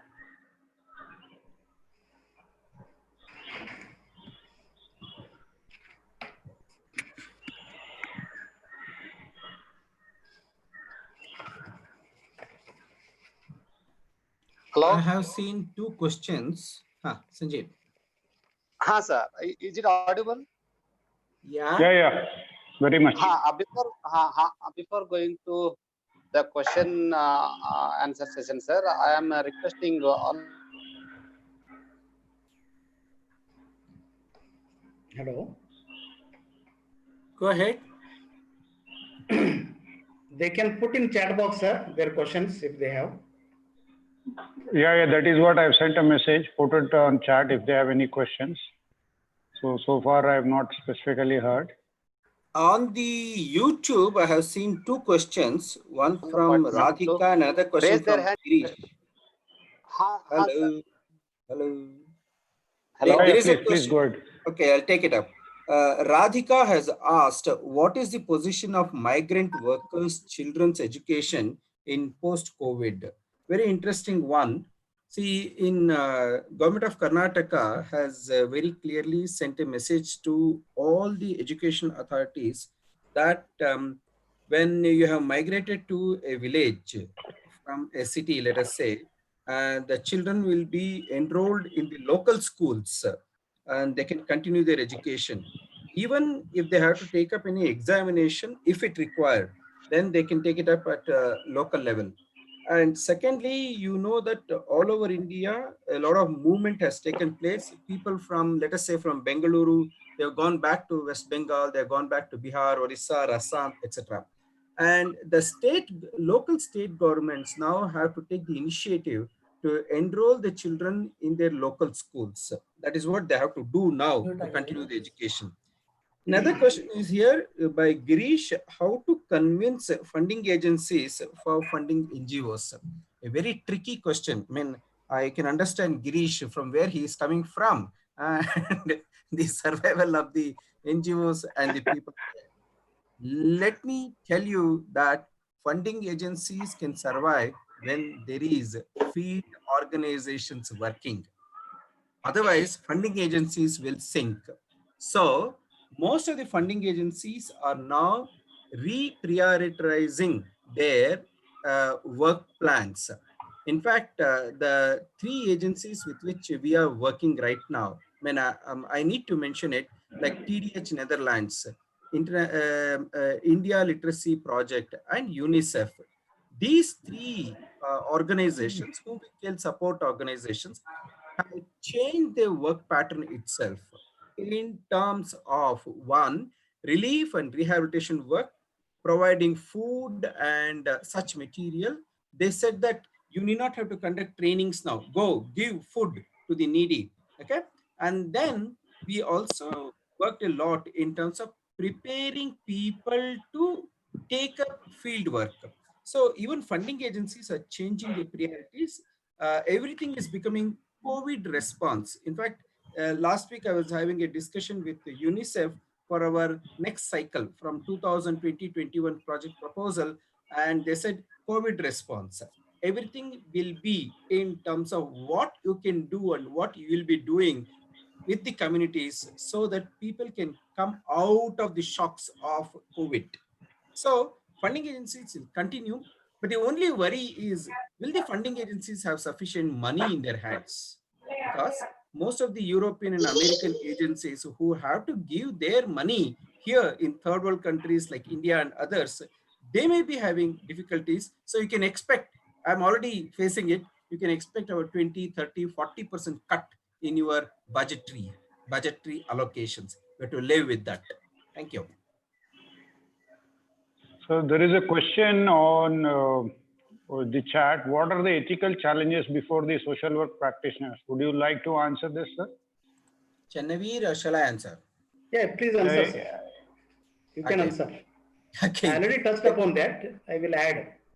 Okay, If, the ethical issues is the probably the card. Now we are all working with the same values that as I was mentioning earlier, that non-discrimination, accepting the people, etc. The ethical part, one is in terms of not to reveal the identity of our beneficiaries. That is one. Second is the biggest ethical question that is coming up now. I mean, I'm talking from an NGO which is working with funds raised by from the public. Like, how are you going to utilize your funds?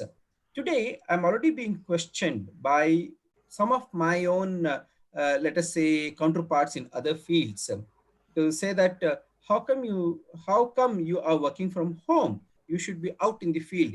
Yes, I was in the field for some time and I cannot be there in the field always.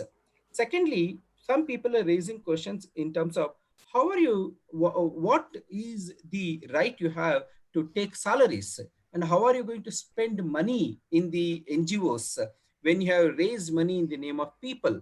Now, we need to answer these questions without offending the other person. Thirdly, we cannot be using the situation to raise funds for ourselves. A few days ago, some childcare institutions gave advertisements in some newspapers as well as in social media, putting up photographs of children who are suffering without food or etc. Immediately, we NGOs, we opposed it. We said, no, you cannot do it. No, but the agency said that, so this is an opportunity that we can raise funds in the name of children. But we continue to say that you cannot do that. If you want food support, ask the government. If you want any medical support, come out with your plan. There will be some agencies who can give you medicines and food. This is the only two requirements now, medicine and food. If you want counseling service, let somebody come forward and do it. Don't use the situation to raise money. This is not like that. It is not an achievement to show and raise money. It is not a normal situation to show some difficulty in raise money. Government is coming forward to support any difficult situation. In that way, we need to look at the dignity and worth of the person. We need to value the person. We have to see that the human relationship, human rights are not violated. In that way, social workers have to be very careful in terms of managing ourselves and also managing the integrity with social work profession. Okay, there is a question on the medical and psychiatry, role of medical and psychiatric social works in this current pandemic. Would either of you would be willing to? Yeah, sir, please. Yeah, I can respond to this. Yeah, I think now we should not be in the clutches of, specialization as such. No, we should, our profession is holistic in its approach. First, we must have the generalist social work perspective or skills or integrated method practice. That is very important. Be you are from HRM or social development or medical and psychiatry or family and child welfare or chronology. So generalist perspective, generic social work perspective, skills, foundation is very important. Along with that, the specialized people have very important role to play. That your role in capacity building, training in terms of mental health, public health, system, in empowering the public health system, and telecounseling or virtual counseling, or conducting community training programs on virtual mode, or training for the government machinery on various issues with regard to health, nutrition, public health, and mental health. So there are many opportunities this pandemic has created, and many research studies are all going on now. No, we don't have proper research data, except the number of patients who are quarantined, who are undertaking treatment, who are recovered, who are diseased. That much data we have, but we don't have other data except the migrant number. But what are the issues, problems, needs, challenges, and opportunities to work with the different sections of society? That's where social work research plays very important role. Or specialization people have very important role to conduct research from the specialization perspective. So there is a lot of role for medical and psychiatric social work or social development or any field, in any field. I think all specializations have their own role to play, because community development includes health, education, it also includes mental health, public health, livelihood, education, empowerment, entrepreneurship. All these things are very important. One more question to Dr. Chanavir sir. Yeah, please. The question is, why admission in social work are declined recent years? Any suggestion to improve the admission? Yeah. Into See, there was a time when we were, when I started my lecturer job, that was it. There was time that D.Ed colleges grown like mushroom in Karnataka and other places. No, after D.Ed collapsed, it lost its brand, and so was B.Ed. It also lost its thing. If you see B.Ed and MSW, not different. B.Ed colleges are also part-time or just casual courses, and also MSW has become a very casual courses because of there is no monitoring or quality standards and all that. But it has now people are just want marks card. They don't want the brand. I want birds brand. I want to study in birds, get educated there, get training there, and I want to emerge as a very professionally skilled social worker. So that brand nobody wants. They only want a one-page mark sheet. That negative value is very bad one, very bad trend. Then second, in Maharashtra, in Maharashtra also there are many private colleges. I think we should learn from Maharashtra. Maharashtra is the college state where social work teachers, they get salary from social welfare department, not education department. In all the universities or colleges, they get grant from education department. But in Maharashtra, since I worked there, I got salary from social welfare department, government of Maharashtra. There all colleges were affiliated to social welfare department. Many colleges got affiliated, granted, and they have permanent teachers, so they could sustain because of the state support and quality of teachers they appointed. They could sustain the colleges. But whereas the colleges which emerged without any goal or with economic or profit motto, that created in terms of selling mass education. It has become distance education, mass education, without any values, without any integrate standards and all that. So that has led to a lot of chaos in social work education. Now, I am always a proponent of social work course in all government colleges first, government aided colleges. Then we should go towards other colleges. Because in the government colleges, we have permanent principals, permanent teachers. They will support and sustain and help the social work course to emerge. In aided colleges, there is a principal and teachers supported, and they can sustain the course. But without support, it is very difficult to sustain the program and the institution, and the institution's interest will change. And as a result of that, now the demand has declined, because we are producing the mass production without any demand or skilled workforce. Skilled manpower is not there. You cannot employ. Even our higher education minister, he made a statement that the professionally trained people, only 5 to 10% people are employable. I'm talking about I'm talking about engineering. I'm talking about management. I'm talking about medicine. So the situation means we don't have skilled manpower. We don't have skills. So after MSW, what can I do? What can I contribute? Do I have research aptitude? Do I have theoretical aptitude, so social work values, philosophical aptitude, ideological aptitude, statistical aptitude, or field aptitude to work with communities in mobilization and all that? Do I have capacity to train the government machinery, be it PDOs or panchayat members or taluka panchayat, jilla panchayat members? So that skill development is missing. So it is as good as it is only producing, marks card holders, not trained social workers. Social work is practice based. They cannot get jobs without having any proficient skills. So as a result of that, now it is very difficult.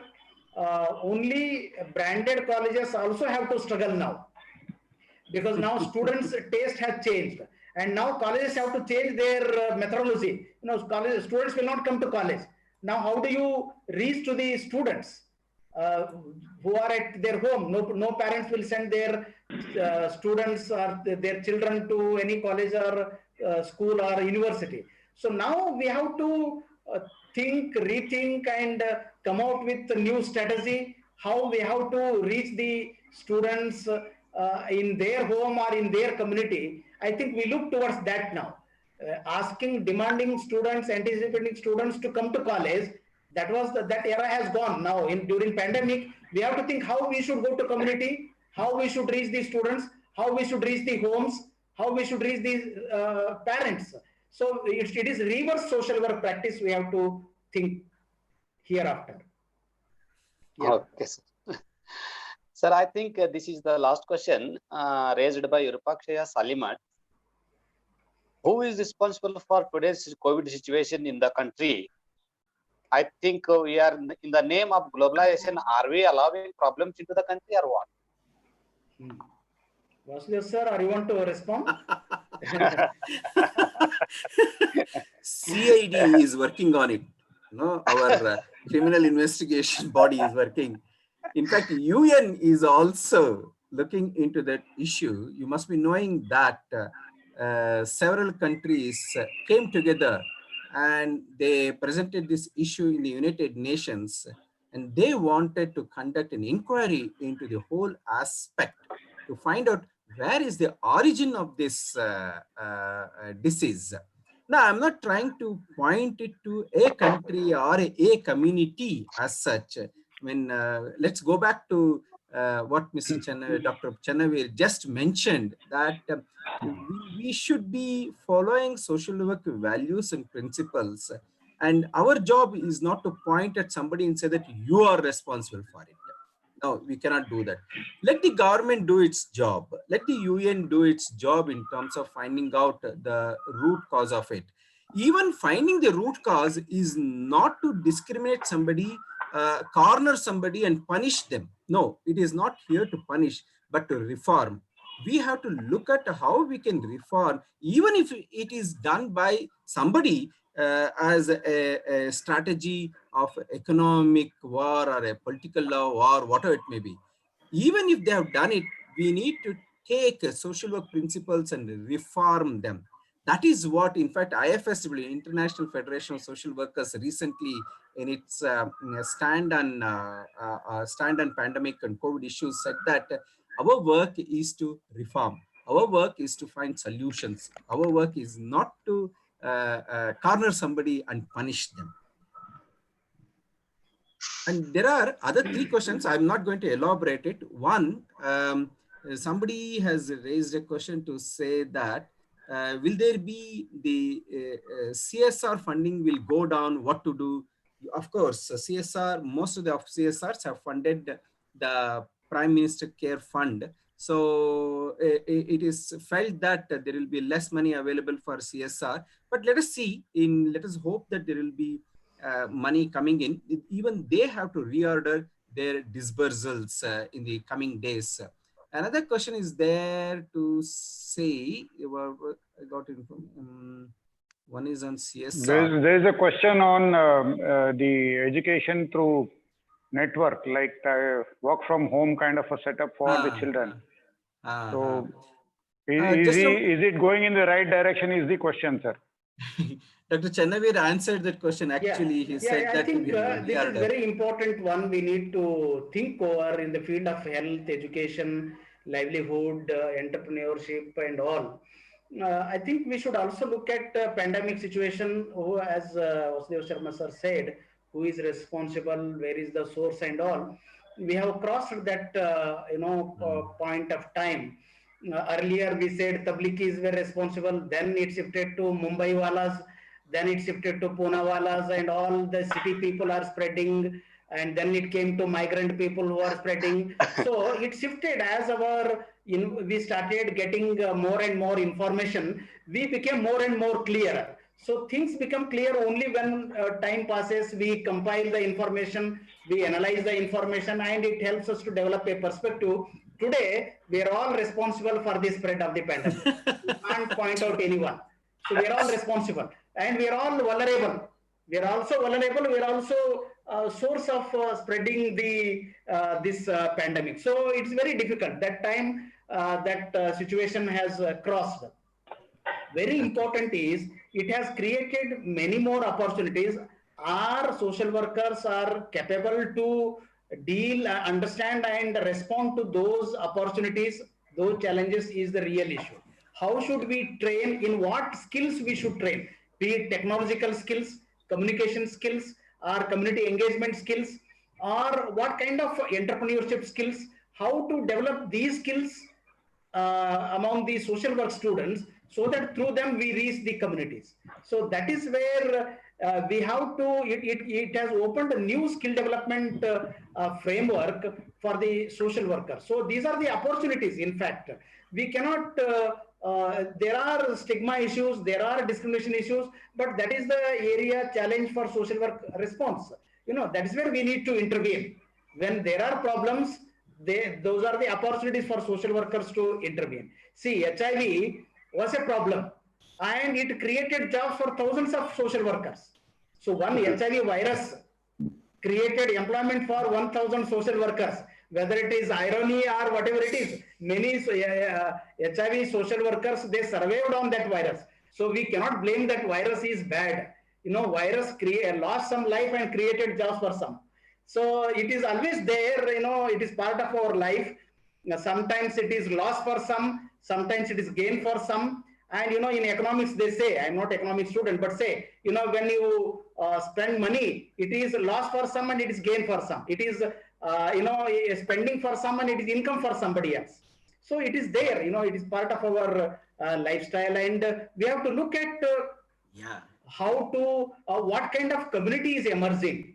How people are changing their attitudes, their values, their behavior, their lifestyle, and in what direction communities needs to be equipped, prepared, mobilized to, as a resilient driving force for new kind of development vision. So I think it requires a lot of thinking, reading, understanding, discussion, and only then we can develop that perspective, a new perspective. Paradigm shift in that perspective is need of the hour. So there is no exact solution for any specific problem as such. We need to restructure our thinking, our beliefs, our attitudes, our actions, our initiatives, our theoretical base. Everything we need to refresh and restructure it. There's one more question. I know I'm not taking much time. There is a question related to government has released some amount to the poor or BPL as such. How far it's reached them, and whether any instances where they got money to their accounts.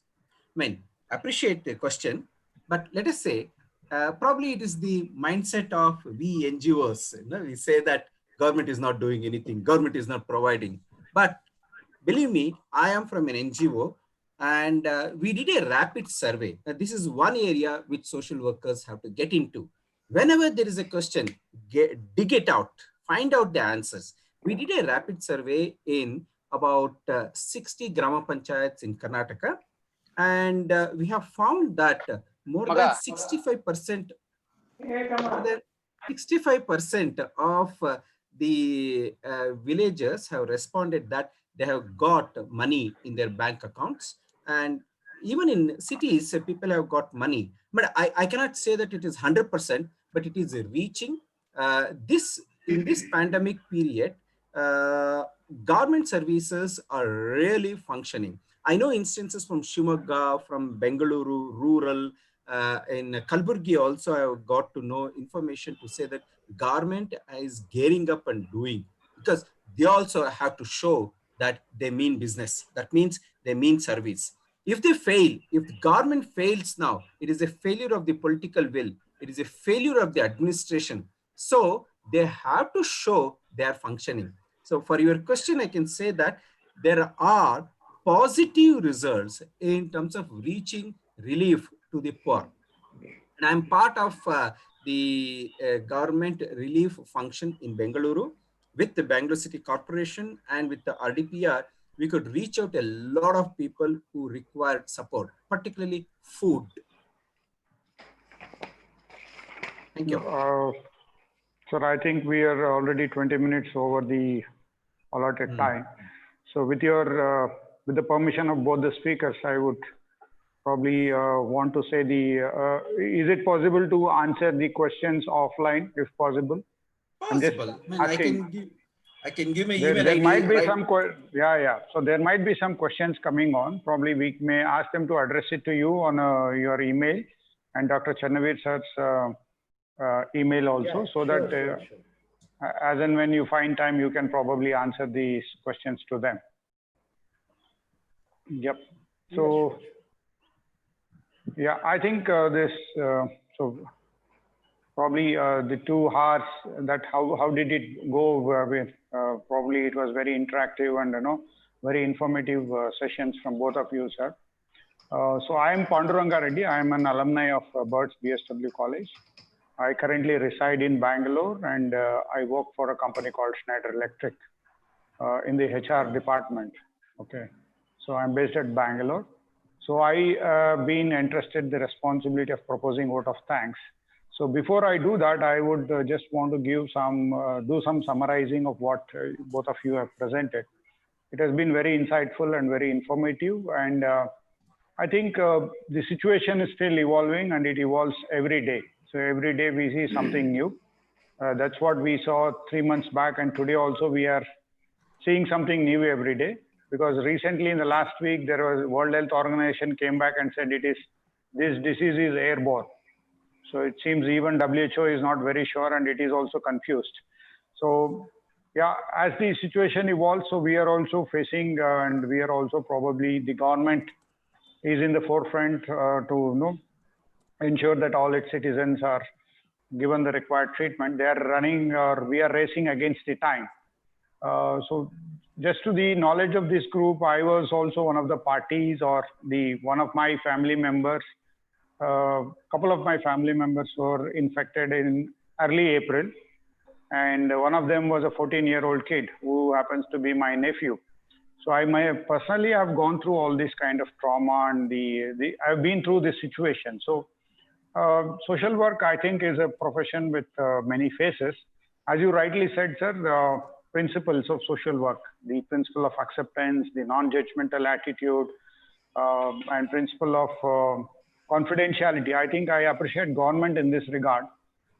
Even at times, I also felt like, why is that they're not sharing the results, the copy of the diagnostics that says somebody is positive, somebody is negative. At times, it put a doubt in my mind, like, are they intentionally trying to say that this guy is positive? So, but on the other side, when I go introspect, I talk to a doctor in my family, my elder cousin brother. The government is responsible and they would not do that. So that's the message I get. And so during this particular situation, so my nephew was in the hospital for 45 days. He was an asymptomatic case, absolutely no symptoms as long as he was there with us.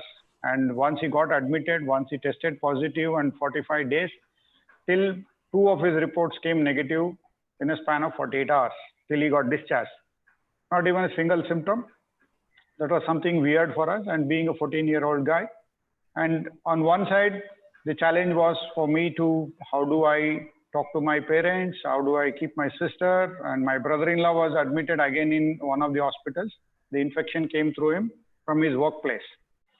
So my sister was in a quarantine facility, and my sister had twins, nephew and niece. So niece tested negative, nephew tested positive. And when we talk of stigma, yes, there was a representation from my village to the local MLA saying that 3 of our families should be kept outside the village. Yeah, these are the situations that you see on the ground. Probably not many would have seen so far. And so as you rightly pointed out, the people of all ages are going through this, right from the newborn child to the pregnant ladies and to the age-old people. So the most vulnerable, as you mentioned, are the children below 10 years and also the elderly people, because the children cannot express what they are going through, how they are feeling. And the elderly people, they can express, but they are probably their immunity is very weak and all that kind of things. And we are going through tough times. And there are parallelly a lot of issues like migrant labor and other things, which we have a lot of challenges on our hand to work upon. And so lessons from Panchatantra, I feel, is very apt, sir. That's where you said. And one of the 5 points that you put out there, recently we saw Sushant Singh Rajput committing suicide. We are yet to get to know what is the reason, but I get to see them 3-4 TikTok stars also committed suicide. I don't know whether it's because of depression. So technology is there with us to stay connected, unlike the olden days where you did not even have the telephones or you could not talk to your near and dear at times of crisis, other than writing a letter or sending a telegram. Nowadays, we have YouTube, we have WhatsApp videos where you can talk, chat live, and you can see each other. I think we should leverage the technology, stay connected, talk to friends, family, near and dear. And probably that's how you get out of depression. So it's just a passing cloud is what my thoughts are. So and apart from that, there are I work in a corporate company. So it's a multinational company. We are going all out to have some well-being programs done for employees. There are yoga sessions organized. We have tied up with an organization who do the counseling. Somebody asked a question on medical and psychiatric social work. Here is your role. You come in as a professional counselor to help people to come out of these kind of depression or any situations they have to tide over. And government is also doing a commendable job, because I myself and my nephew used to get calls from a counselor appointed by the government on a daily basis to inquire about his health. While he was in hospital, we also used to get calls just to ascertain whether everybody is feeling fine. Are there any symptoms to anybody? How is the family coping?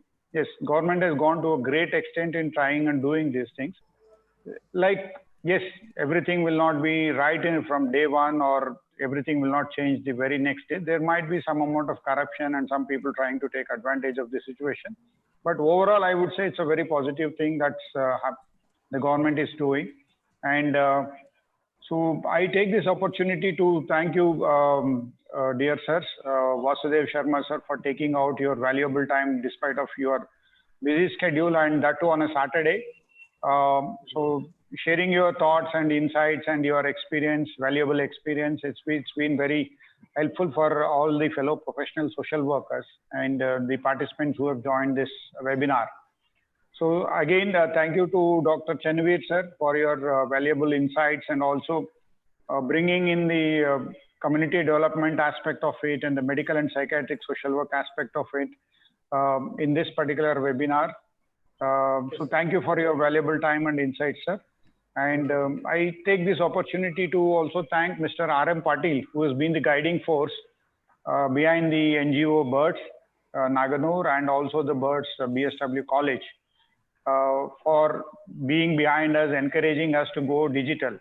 So can you imagine a person with around 70 years of age talks about digital, going, conducting sessions through Skype and Zoom? Yeah. So I think he would be happy today. We have gone live with particular session, first session of which is organized jointly by Birds BSW College and the Alumni Association. So thanks for his encouraging words and the continuous support. And also thanks to Mr. Shri Karunakar Barlaya, Principal of Birds BSW College, and Sadashiv Jerlimat, Head of MSW program in the BIRDS campus, Locality. And also Mr. Sanjeev Kumar Elbelli, who is the chairman of our Alumni Association. So thank you all. So as the last, these sessions would not have been complete with the participant of all the participants who have joined through across India. So thank you all for taking time, your valuable time out to attend to this session. And I hope there are a lot of takeaways from this session and a lot of learning for all of us. So we would probably try and come back with some more sessions and some more programs, which would be of a lot of enlightenment for you. So thank you all once again. So I would conclude by saying, stay calm, stay safe, and stay stronger. So this too shall pass. Thank you all.